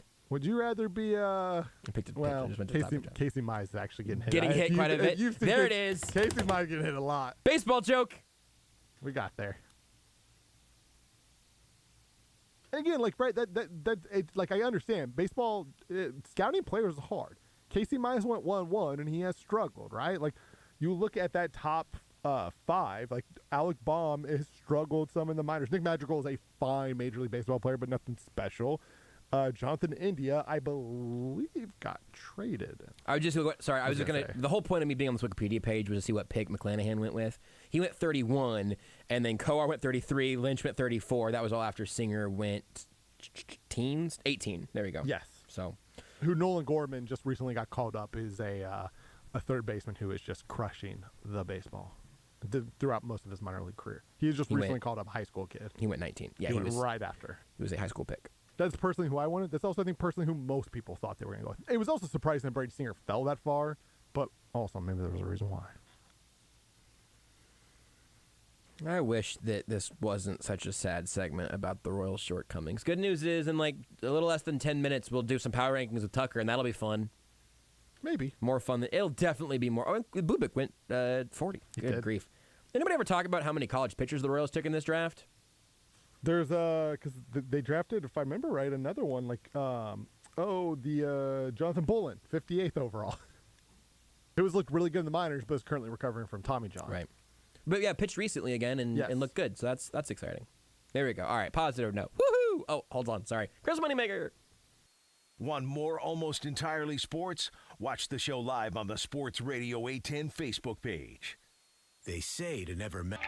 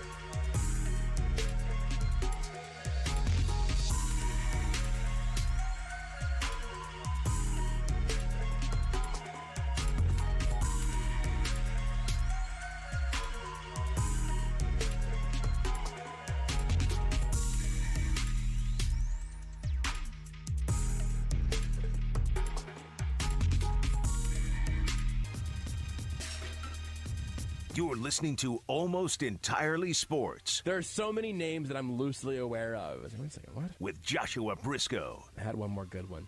Hold on. I had one more good one, and then I lost. I know I need to take a break, Rudy. I know. I need to say the name. I need to say the name of another obscure veteran of the Diamondbacks. Mike Leake! On Sports Radio 810 WHB. Of all the really weird, bizarre, disorienting things that are going to happen over the course of the last few editions of this show, I wonder where a solid 30 to 45 full minutes of serious baseball talk, I wonder where that would rank amongst the most sort of shocking ways that we are sending this show out with a bang. We just sort of talked nonsense with David Lesky and then talked plenty of baseball, and now we're still here talking about baseball again. Sometimes that just happens. I can't fully explain it. Sometimes it ends with Mike Leake. Anyway. That was fun. Do you think this is the last time we're going to talk about baseball and Almost Entirely Sports? There's a chance. It's possible. Night game tomorrow night. Yeah. This next hour we're doing power rankings, then I've got some real nonsense we could dip into. Maybe Monday we just have to, just say a baseball player's name. Maybe it's just yelling at an obscure Diamondback. I think getting a different current Diamondback who's, on the active roster right now. Hold on, everybody. Ketel Marte. Hold on, I'm Googling. Robbie Ray. Boy, I couldn't have told you the manager of the Diamondbacks for $1,000. For $1 million. It's no longer, no. Tony La Russa. David Peralta, Arizona Diamondback. Nailed it. How about it? No, he's not the manager. He's just playing left field. He's 34, and so I just recognized his name. In Arizona, yeah. Still out there kicking it. That's good. Well, congratulations to him.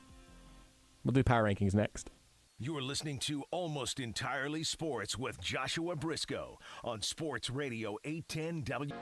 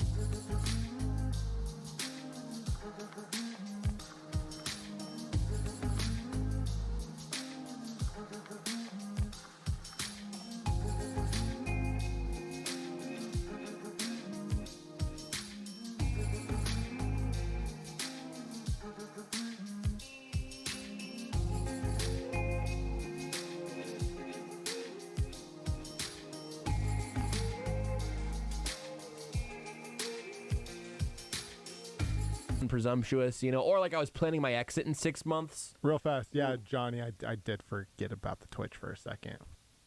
I apologize. Twitch audience, video audience was not privy to all of this so far. Not everything. Well, guys, Tucker dropped an F-bomb, and so that we're really going out with a bang. And you're going to have to download the podcast and make sure that what I'm telling you is true. Tricky. Yeah, so thank you, Tucker. Thank you for... Say that again? You pulled a Tyreek Hill there. Which part? About saying you have to listen to a podcast to find out if it's true. Oh, that's a good. Yeah. That's podcast producer extraordinaire Tucker D. Franklin right there. Have you Why gotten, he makes the big bucks. Have you gotten a little spicier yet for some podcast teasers? I don't feel like I've seen one that was terribly inflammatory, and I really feel like you could try to get Kent in some trouble. Yeah, I probably could. We just recorded 21 questions, actually. I said, Kent, got to keep this to a hard 30 because I got to get out of here. We just got done recording a show, and he did say some pretty inflammatory things about Maddie Lane's basketball skills. So Wow. Wow, I can't. Now you look. I mean, if Kent said it, it needed to be said. I think that's something we can all agree on. That's very, very powerful.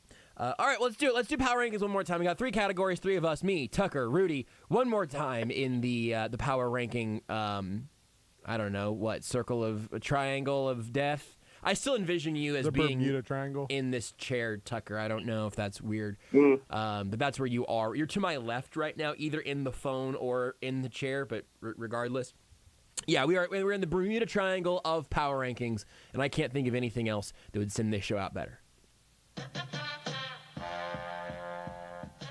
Other than just being bad at radio, which might be even more fitting, and we're currently in the process of doing. All right, our 3 categories today are our top 5 power rankings, our top 5 worst series finales, and after I think years of kicking this around, unless we did it at some point, maybe I forgot, our top 5 G Fuel flavors. All 3 of these are powerful. I don't know, Tucker, you are the president of power rankings. This is your domain. I really want that to be true here. So this is all about your order today. You tell me where we're going to start, where we're going to end. Yeah, let's go ahead and start with G Fuel flavors, and I think we have to end with power rankings, because I think it's just fitting. So that leaves series finale as number 2. Okay, let's do it. Top 5 G Fuel flavors. I've been a little bit out of the G Fuel game, but I literally had this in my phone, in my notes app for months, if not longer. So I'm going by my past research and my current, I don't know, remembering how I felt about it at the time. My current drink memories. Rudy has largely become a canned G Fuel drinker, or at least predominantly. Well, that's mostly because all my I have one shaker bottle and like one case of it. Everything else is in storage unit right now. Oh, okay. What's your energy drink situation right now, Tucker? You've really become the king of seltzers, as we've power ranked previously. I wonder if has that hurt your G Fuel consumption, or are you just mixing them up? A little bit. Maybe I should try that though. My doctor probably would not recommend that. Your doctor wouldn't recommend you chugging seltzers and then giving recommendations in 30 seconds. He would say, "Hey, wait at least 60." It's a great point. That's probably true. When was the last time I listened to a doctor? It's been years. Exactly. So maybe I should try that. I usually drink G Fuel in the morning. I know Jordan Foot's kind of a sicko and drinks it at night. Yeah. Have you heard him say that? He told me that one time, and I was like, "You are insane." Yeah.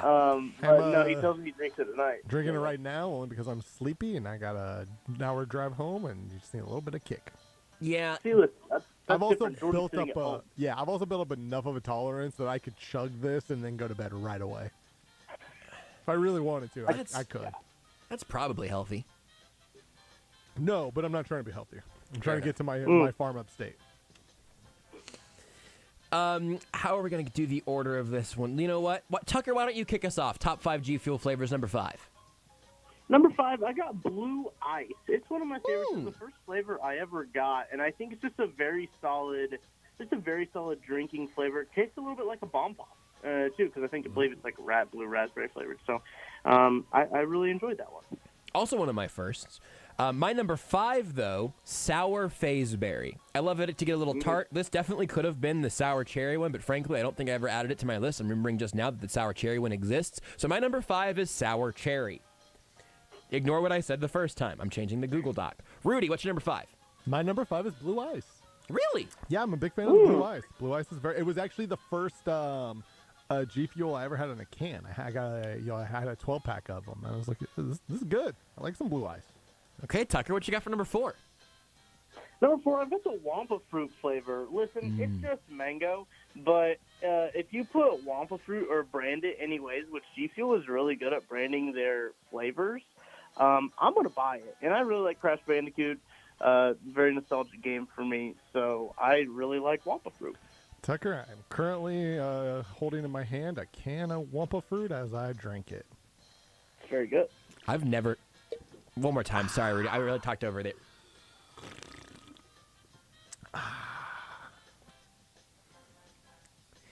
Little ASMR for the road, huh? Gotta give it to the people what they want. I need to try that one. Number 4 for me is rainbow sherbet.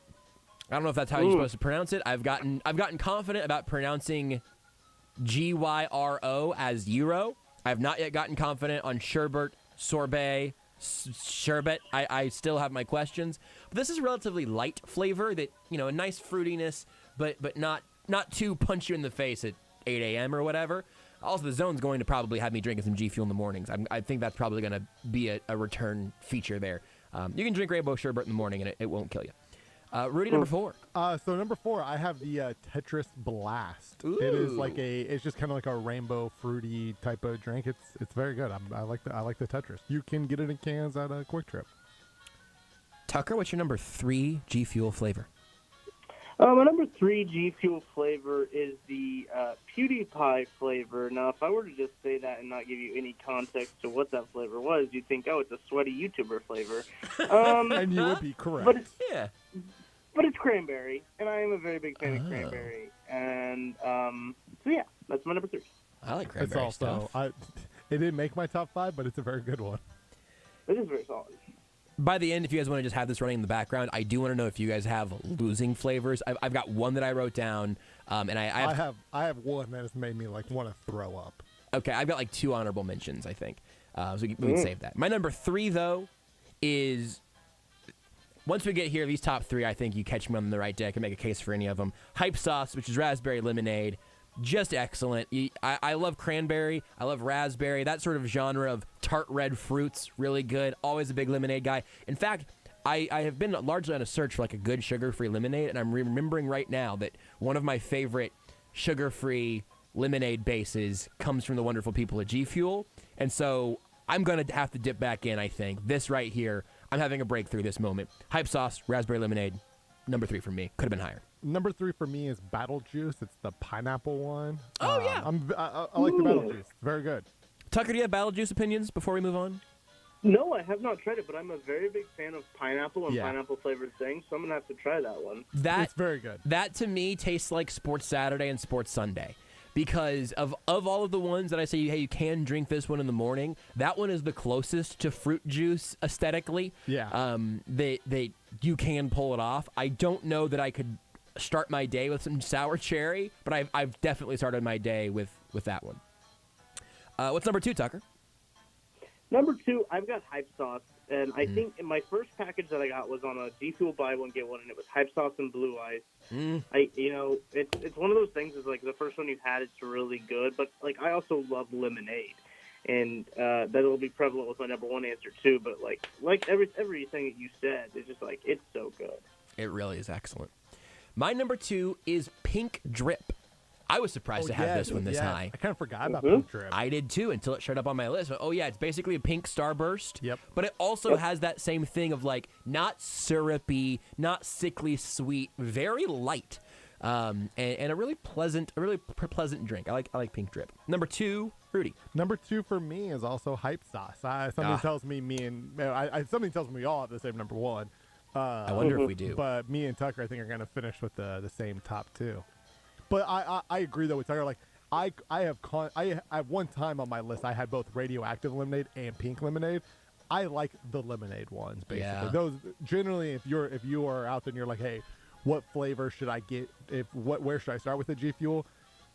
There's 4 or 5 or 6. I think there's 5 or 6. 'Cause I think there's also like a fiery lemonade one, like a spicy one. Yeah. I'm not trying. Any of the lemonade ones, you can't go wrong. You're gonna be happy if it has lemonade in the word. Let's do this for the first and last time in Power Rankings history.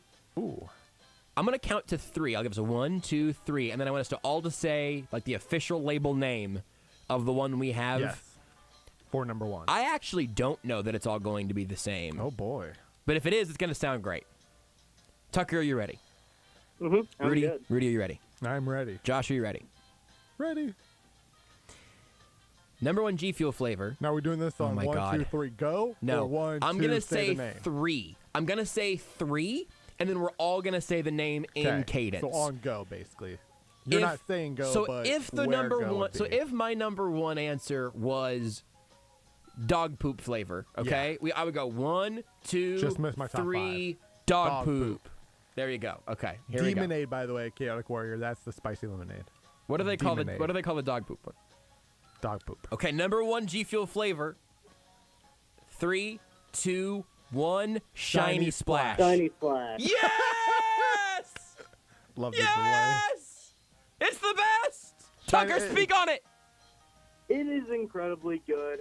Is it considered blueberry lemonade? Because I wouldn't Yes. necessarily consider it blueberry, but it's blue and it's lemonade, so I guess that's what you call it, is blueberry lemonade. Lemonade, again, can't go wrong. It's hard to get a mixed drink, right? The powder in a mixed drink and like it be lemonade and be bad. Because you think about Country Crock lemonade, that's very nostalgic to me. You know, being a pastor's kid and going to so many church functions, and then having the lemonade mixed up, getting to taste that. And I would always add more lemonade powder to my cup. Don't tell my dad. I'd go and I'd scoop it and add a little bit more because I guess I am just a fiend for lemonade. But yeah, what you add blueberries into it? Stop it. We've known this, I think, internally, if not externally. We're just a bunch of lemonade fiends around here. It's so good. Just love the stuff. Love lemonade. Were you guys on at Lemon Heads, the candy? I'm a big fan of just the lemon flavor. In Me general, too. Yeah. That's right. Like I can't think really of like the lemon flavor. I can't really think of a lemon or lime or like orange citrusy thing that I don't. I'm a big citrus boy over here. What is your guys' what's your worst G Fuel experience? Strawberry shortcake. You can also terrible. Did you mix it with milk at some point? No, I mixed it with water, and it tasted bad. It's because you're supposed to mix it with milk, but which I'm not interested in. I don't like milk. I don't want a milky. It's just too thick. It doesn't make sense. No. That's the true, but I believe But it's like you. it's like too thick when you drink it. I'm good. Tucker, what's your big loser? So I had a buy one get one order a few months ago, and it was lemon lime I didn't really like, and I thought that was going to be a real home run for me because as we established, we're citrus boys, and I was like, that'll probably be good, but it just didn't do it for me. That's so they brought that back recently because that's one of their first flavors that they just haven't sold in forever, and I guess it kind of makes sense that one of their first kind of basic flavors just didn't hit as well. Yeah, it they've evolved tasted. a lot. I have one of those at home that I haven't even thought about in forever. Where it's not quite lemon lime Gatorade.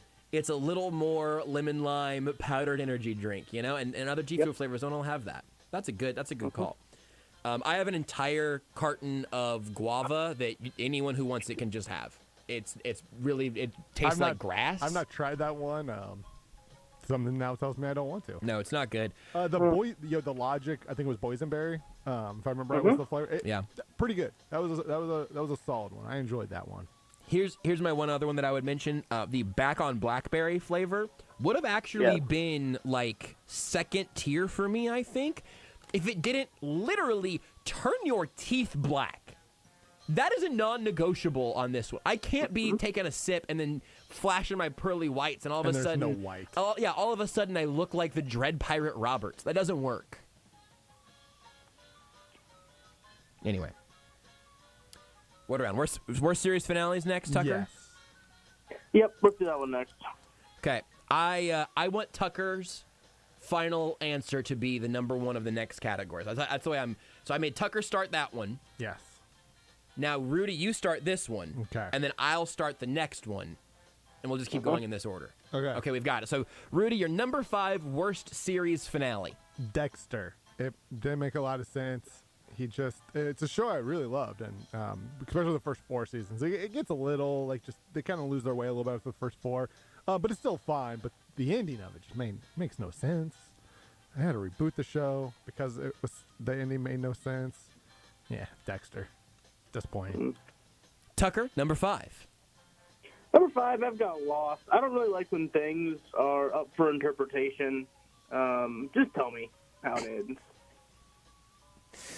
So I'm making Lost an honorable mention on mine. I get it. I feel like it's maybe at this point gotten a little too much disdain for being the first show to publicly get leaped on like that, you know? Mm-hmm.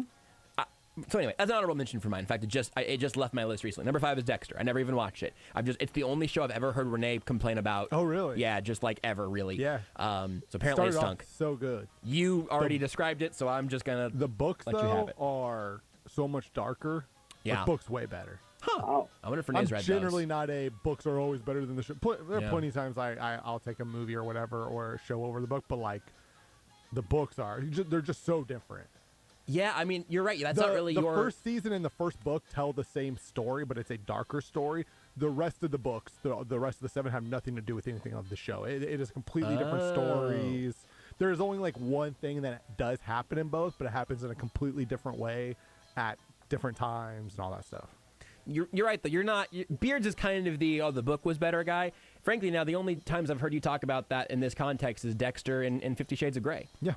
I've read all 3 books. Never seen the movies, though. Let down. Books were good.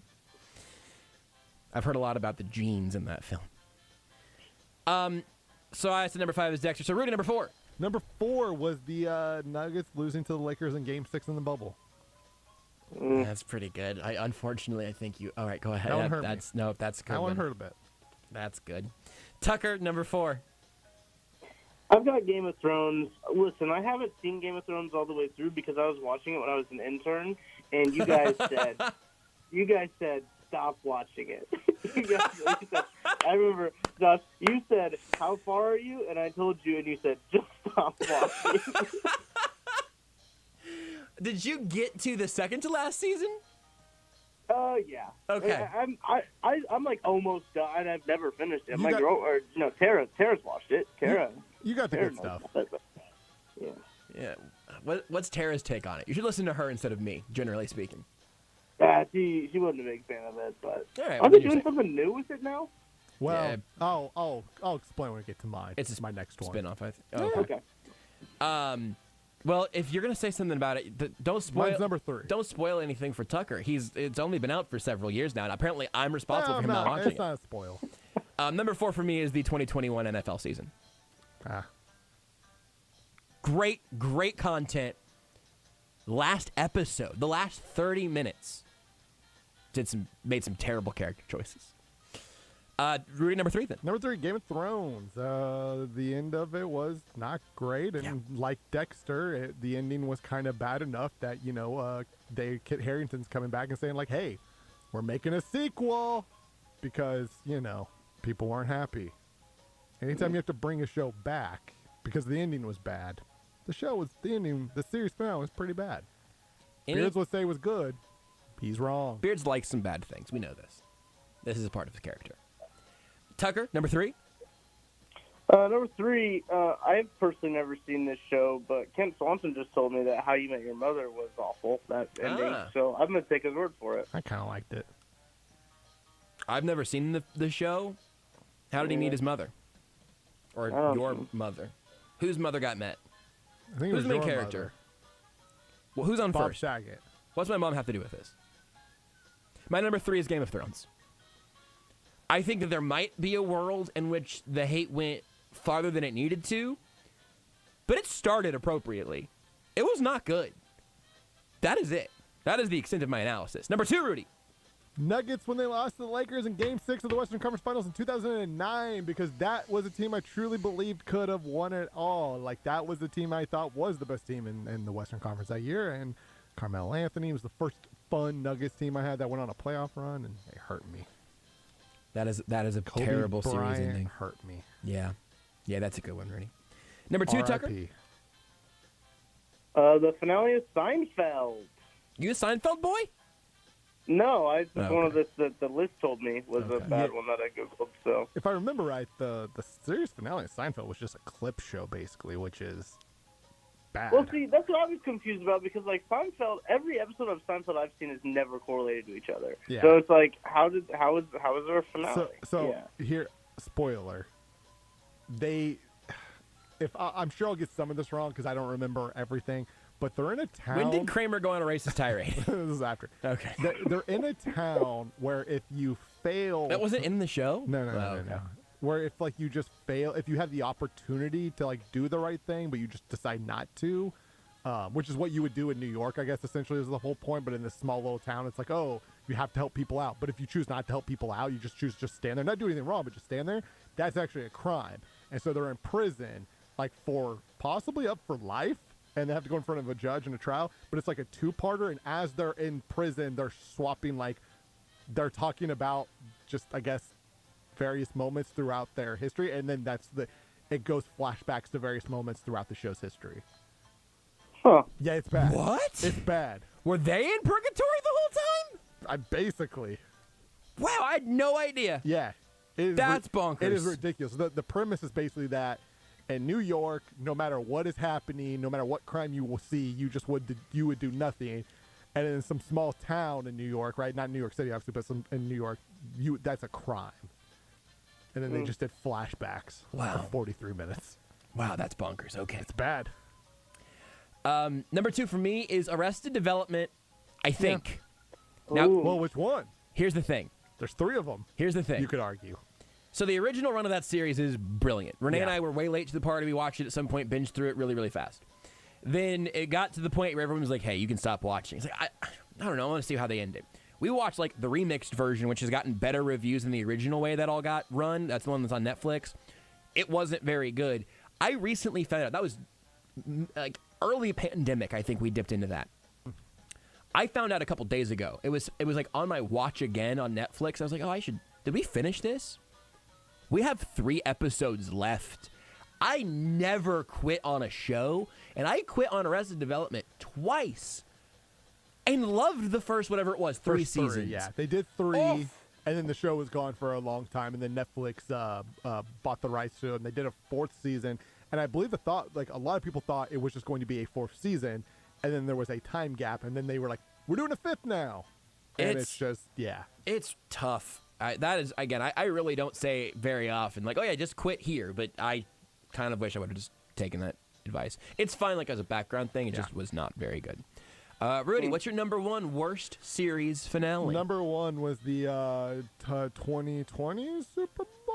Is my years right with the Chiefs and the Broncos? It was in 2021, the 2020 Super Bowl, season. 2020 season. That was. Did you say Broncos? No, Buccaneers. I think you might have said Broncos. No, I said high pitch, so it probably just sounded like Broncos. But Tucker, what did he say? I definitely said Buccaneers.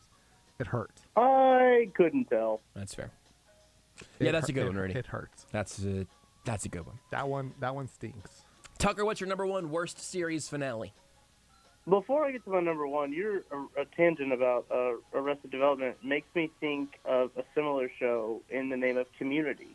Those 2 shows follow very similar paths in terms of like dying and then coming back in a movie form and then dying again. Community is an honorable mention on mine. Very fun show for the first couple of seasons, but then it's just like, what is happening? Well, because eventually Donald Glover leaves. Yes. And then, the show's very different. If I remember right, I believe the show ended on NBC, and then there was another season on like Yahoo. Yahoo Screens. Yahoo Screens did like a final season of the show. Yep. I don't know that I've seen. Is that on Netflix? I don't think so. I think it's on Yahoo Screens, wherever that's at. No, I think it's on Netflix because I watched that it. final on one. Netflix or Hulu. Oh, I don't know about that season, but Yeah, I don't know. I watched all of this for the first time pretty recently. Enjoyed the vast majority of it. Don't really remember my opinions on the end, but it definitely got worse when Donald Glover left. That's obvious. Huh? Wow. What a weird way for that show to end. Okay, number 1, Tucker. the Chiefs' final series versus the Bengals, and Patrick Mahomes targeted Demarcus Robinson twice and then threw an interception. Yeah. That's a very good one. My number 1 worst series finale. This. We're doing it right now, baby. We're in it. This is the final season of this show. But and it's been so bad. This isn't the finale. I think it's the. I'm kind of know going. What the finale is. We're talking about I think we're making it. You know, I would argue that in this some. This is episode 8 of 10. In some, we're certainly in the last. We are approaching the finale. We're in the not last there. season. Yeah. And I think you could make an argument about individual episodes versus we have versus not shows. gotten to our end of the series clip show like Seinfeld did. We're gonna get there. For Don't sure. get me wrong. Yes, that would be Monday. Just an We're not there absolute yet, mess, though. irredeemable. But that's fair. You know, looking That's the ahead, way I it feel. will be the worst. Yeah. Yeah. Okay, then let's now finish here. Yes. On our power ranking of power rankings. 5-1. I will begin. My fifth favorite, the fifth best power ranking that we have done. Ways to defend on 3rd and 27. That was a good one. It was simply a good So one. That's number good. 5 for me. Rudy, number 5. Number 5 for me is our top power rankings. Oh wow! Yeah, That's sort of a cold Pretty shot. good. Yeah, I think it's gonna be. I think it's good. I think it's an all timer. Tucker, number 5. Sometimes you just know before you even really see. Absolutely. Sometimes you just know Bobby Witt Jr. is going to be a star. You don't Patrick have to see him Mahomes play is on my baseball. Chiefs Mount Rushmore the minute they drafted him. Yeah. Maybe a minute before, depending on who you ask. Sometimes you just know. Number 5, Tucker. I've got ways to say thank you. Mm. If I remember that one right, it went pretty quick, but there are some good ones in that list. I hope we end up with severely different lists here because we certainly could. For me, number 4, ice. We got to talk about crushed ice, Sonic ice. Tucker brought vanilla ice. I remember that being very funny. Good. Just good work there ranking ice, and I remain passionate about ice at this point. Rudy, number 4. I had numbers for number 4. I liked it when we did our numbers. That's a great call. I enjoyed the number. I did too. That was very good. I feel very good about my my top 3. Top 3 was where I was like, oh boy, these 3. They're coming out with some fire. For your next 3 or for your top 3 number rankings? The top these 3 rankings. of these rankings. I can't wait. Nope, Rudy just went. Tucker, number 4. I have ways to defend on 3rd and 27 as my number 4. That one's just too good. I forgot about that one. If I'd remembered, it'd probably be in my top 5. It's a great one. Number 3 for me, I rediscovered today when we ranked Phillip Rivers' kids. Yes. And that one, I mean, just that one really belonged for me. I was very happy of that one.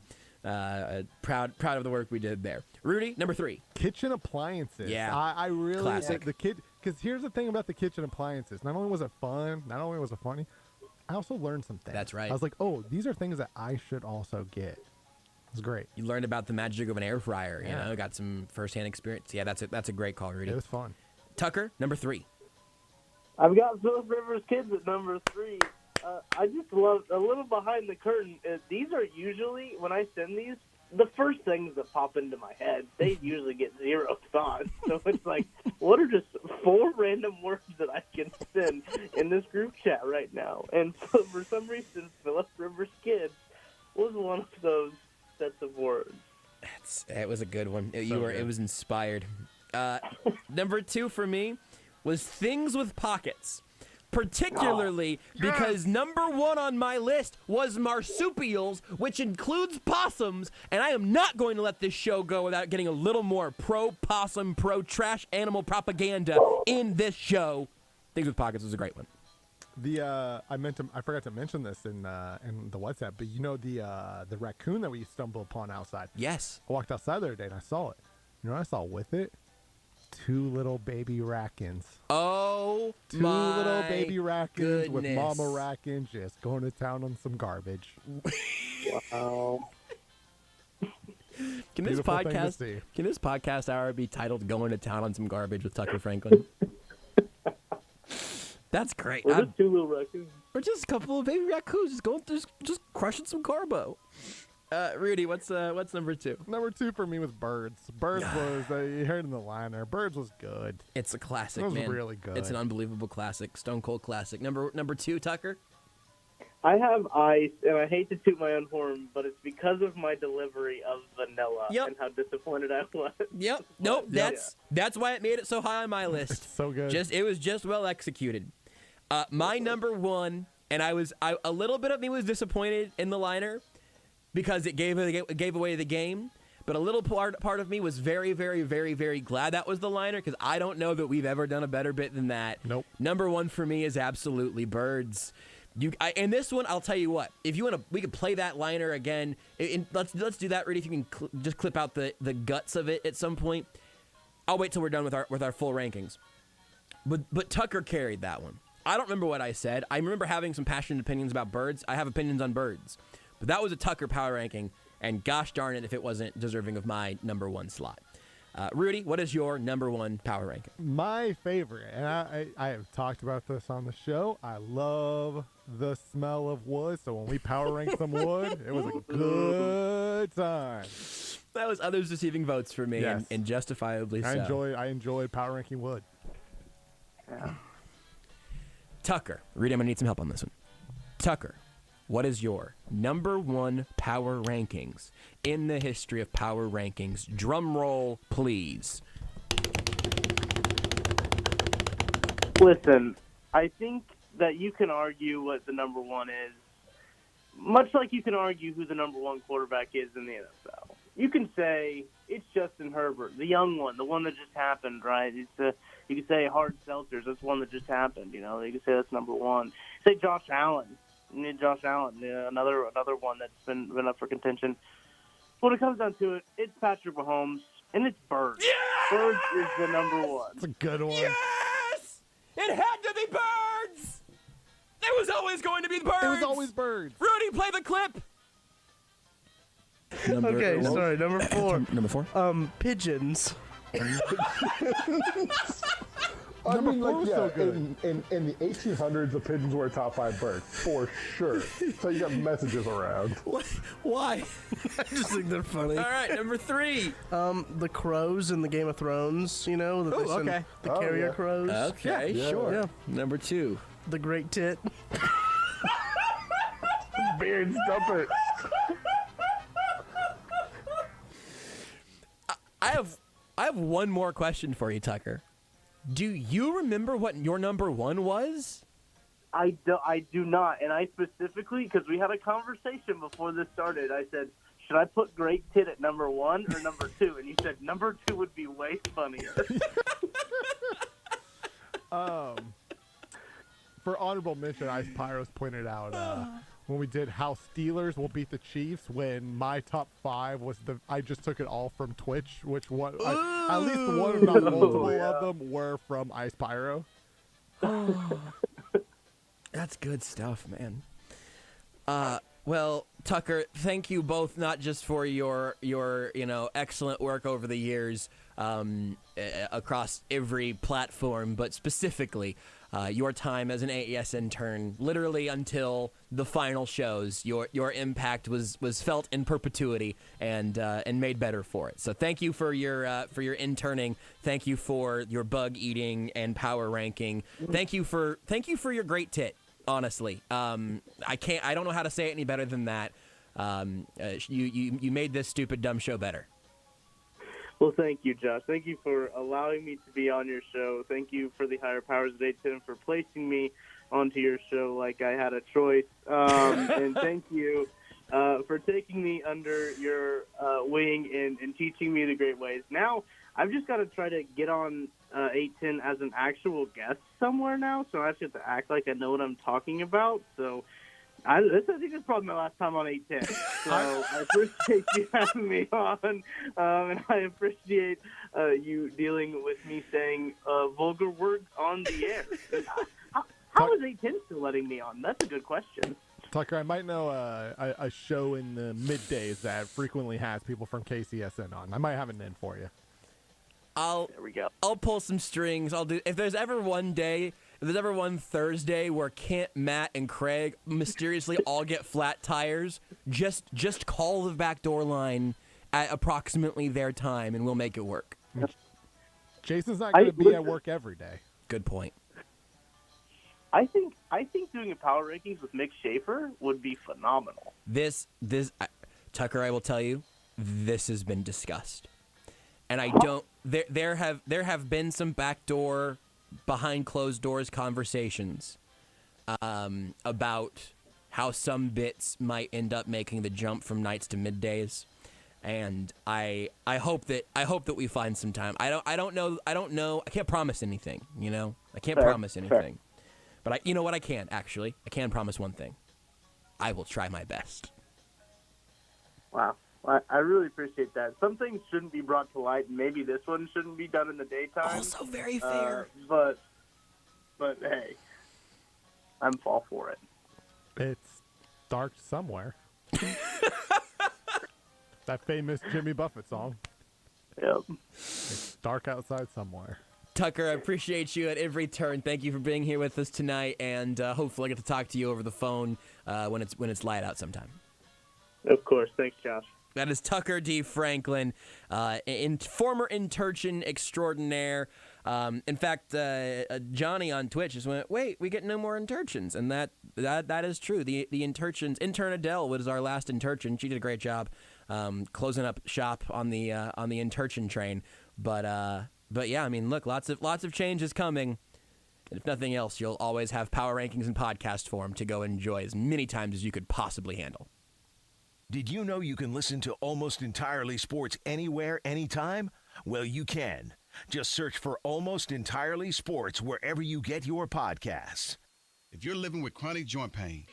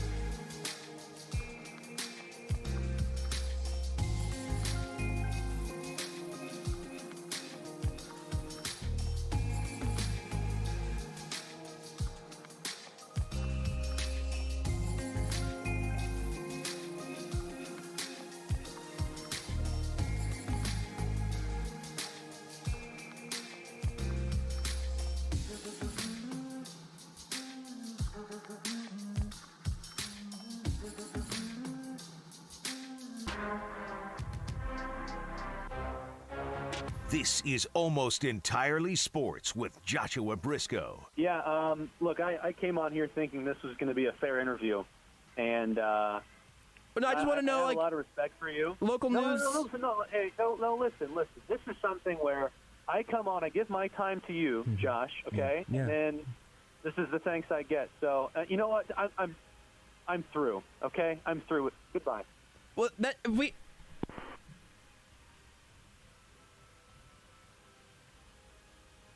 next time we'll call Mick Schaefer on Sports Radio 810 WHB. Right at the end of the last segment, the second phone line here started ringing, and I asked Rudy, who's calling? He said, Tom. I went, what? So Tom Martin is on the phone now with us. Hi, now of Let It Fly Media. Been of Let It Fly Media in a minute. Just, it's been a while. So Rudy and I were both nervous that liner was about to end with ESPN Kansas City because it felt like that had probably been about the right length of time. Hi, Tom. What you up to? Is Tom not there? Did Tom call in to just give us dead air? It sounds like nothing is happening on this phone line right now. Do you have me? I have you now. I have you now. I was just going to say, I've just been floating in the dark ether of not being audible since I hung up, and I've decided that it is now the time to go ahead and make amends. Because I wanted to personally congratulate you on the new show, and I've never missed this one. I've listened to all of them. That's why I clearly thought that Beards was still producing. Yes. And I think that you've done an amazing job, and you've brought a nice, irreverent approach to things, which I think is very refreshing. Most importantly, I want to thank you for giving me a green, like rubber duck / giraffe-looking creature whenever I came on one time at least 3 years ago. And I remember just holding it and thinking, well, if this isn't the pinnacle of sports broadcasting, being handed a zombie rubber chicken. Rubber chicken. Yeah. Look, we're not all perfect, but first of all, I haven't seen you in a long time. I just wanted to, if anything, call back just for old time's sake. I miss our random chats. They were never about sports. Never, not once. No, not even almost entirely. They were just entirely not about sports.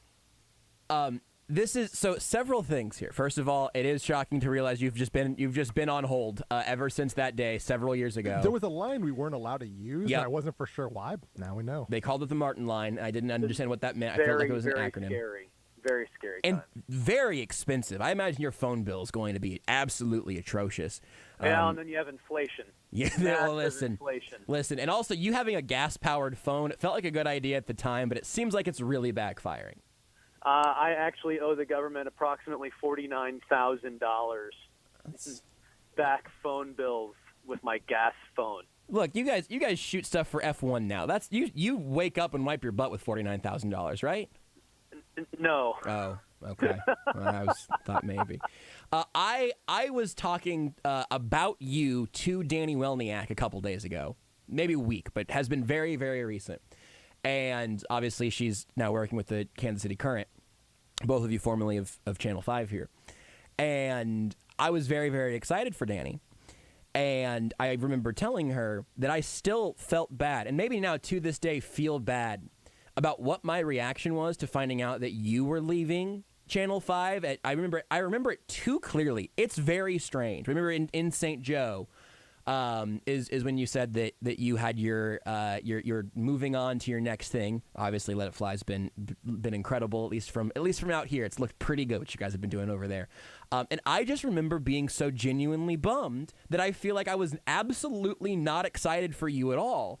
And I've really carried that with me, apparently, to this day. So this is great. This is a time for me to get that off my chest, and to say that, hey, Tom, I'm really excited, and I hope you do great things with Let It Fly. I should have said that several years ago, but I got to it.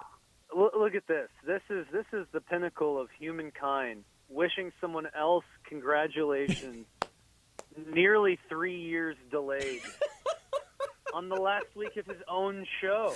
What a guy. I mean, I had to pay that with 3 years interest, so it was you owe me 11 drinks now. Yeah. It was 4. Yeah, that's fine. I will absolutely still sign up for that. Well, because he no longer has a radio show to do at night. That's Night's just got a little bit more free. I was going to ask you, now with this window freed up, kind of just free time in general, most importantly, no longer being required to comment live on Royals games as they're ongoing. Was that ever a thing? Did you ever have to say things about the Royals? I mean, oftentimes just before and immediately after, and then during. I was like, well, what's the point? But I mean, I almost every time there was a Royals night game, I was watching it, on mute while doing the show, so I was loosely aware of what was going on, and that got sad fast for sure. That's okay. Well, I'm glad you're on to. I think the midday. People could argue this. I think the midday is the prime time, right? It's certainly prime time for being able to do things the rest of the day / not wake up at 4 a.m. So I am thrilled about a 10 to 2. That window is beautiful.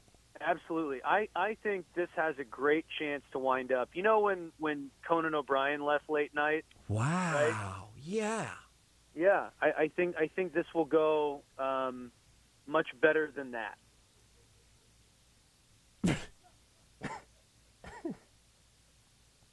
I don't know if you or anyone else could hear how hard Rudy is laughing through a pane of glass right now, but I can. Wearing headphones in a different room, his microphone is off, and that freaking gutted him. Good. Good grief. I haven't made Rudy laugh that hard in years, Tom. You know how self-conscious that makes me? Listen, not my intention. Rudy, if you like that, you got to look at the letter that Norm Macdonald read to Conan's face about his time on the Tonight Show. It's an all-time YouTube clip. Yeah, I'm gonna type that now so I don't forget, because otherwise I will. I've just Googled Norm Macdonald Conan. I'll figure it out later. Please do. My other question for you is, now that you are a big shot, if you're able to actually, kind of get me tickets. Yeah. That's what you're supposed to do, right? You get everyone tickets. Yeah, I can get you tickets to current games, I think, and I'll just try to play that off as me being a very, very cool, plugged-in person and not just a middleman for a wonderful human being that you worked with directly for a long period of time. That's about as good as I can do. That's just me banking on the kindness of Danny. It does warm my heart that the two of you talked recently. I have not. Danny and I set lunch plans back in 1997. We have not been able to get together since. You both seem like busy people. Yeah. Well, and she's a mom, and I can't compete with that. I can say work's busy, but I'm sure she's being a phenomenal mom. And in your case, Josh, what's your excuse? Because you're not a mom. No, and I think I would be a great one, which is sort of the frustrating thing. Is that something that I think I could really excel at? But I'm just trying to keep this dog alive right now. I've recently gotten really into houseplants. And so I think if I can keep my plants alive, I think motherhood might be next. I think talking about houseplants is going to make you a big winner on the midday show. I got to appeal to the right audience, and if I'm not going to be having any kids to sort of meet the dad vibe, I feel like plant stuff is probably a good way to go. Hey, also congratulations on being married to another very cool person who I've seen more recently than I've seen you. Thank you. I think I may have just heard a promo read by her as she's still employed. Yeah. Oh, wait. No, she's not. Yeah. Yeah. We own her voice in perpetuity, actually. And she does. I don't know that Allie knows this, but we actually have a whole soundboard that's just her saying every sound in the English language. So we could totally have an AI Allie at this point. Okay, so I didn't realize that she was actually hired at 810 by Mr. Wonderful from Shark Tank. That's right. Yes, correct. Yes, there is some royalty deal in the right. contract. I did not read that as thoroughly as I should have. Royalty, equity, just the whole thing. The voice of Siri went through at some point. I'm hoping that when the technology gets there, she'll voice every one of our commercials. Actually. Yes. Well, many thanks. It feels good, if not very. Just extremely rewarding to be married, and I suspect you're on the way at some point, and I would wish you advance congratulations, because I will not be calling into your midday show. Well, I wish you would. But here, you've got literally 30 seconds, maybe less. Can I get some wedding planning advice? Because, yeah, we've set a date, and Renee's handled everything else. Got you. Okay. Oh, are you engaged? Yeah. I just love that we've stayed so close through all of this. Tom, in your defense, and you're going to have to just text me your wedding advice now. You can call in on tomorrow or on Monday. But in defense, that only happened 7 months ago. All right, well, I'm going to go back into that ghastly void of nothing and silence. Rudy just a hole in my phone. Rudy just bought us another minute so you can give me wedding advice. He literally bought the minute? Yeah, he paid for it. There's a couple of sponsors that he just Venmo'd money for and said, sorry, we killed your promos. Oh, my God. I'm glad that we got the Cialis ads off the air. This is huge. Is it Blue Chew? You've listened to some of the station, just not this show. No, I if we can make sure we get some grunny ad reads on Blue Chew in your new show, that would be great. Johnny on Twitch just commented, Tom is alive? Oh, my gosh. Well, what happened was I actually died, and then Brian Windhorst brought me back to life. Am I going to get any wedding advice, or am I just bleep out of luck? Oh, right, sure. So 20. Here's a serious thing I would do. Build out time for the two of you on your wedding day. That sounds crazy. 10. You are going to do everything for other people. Do something for yourself, and congratulations again. Thank you, Tom. I missed you. Bye, Mom. And Tom. Bye, Mom and Tom. You are listening to Almost Entirely Sports with Joshua Brisco.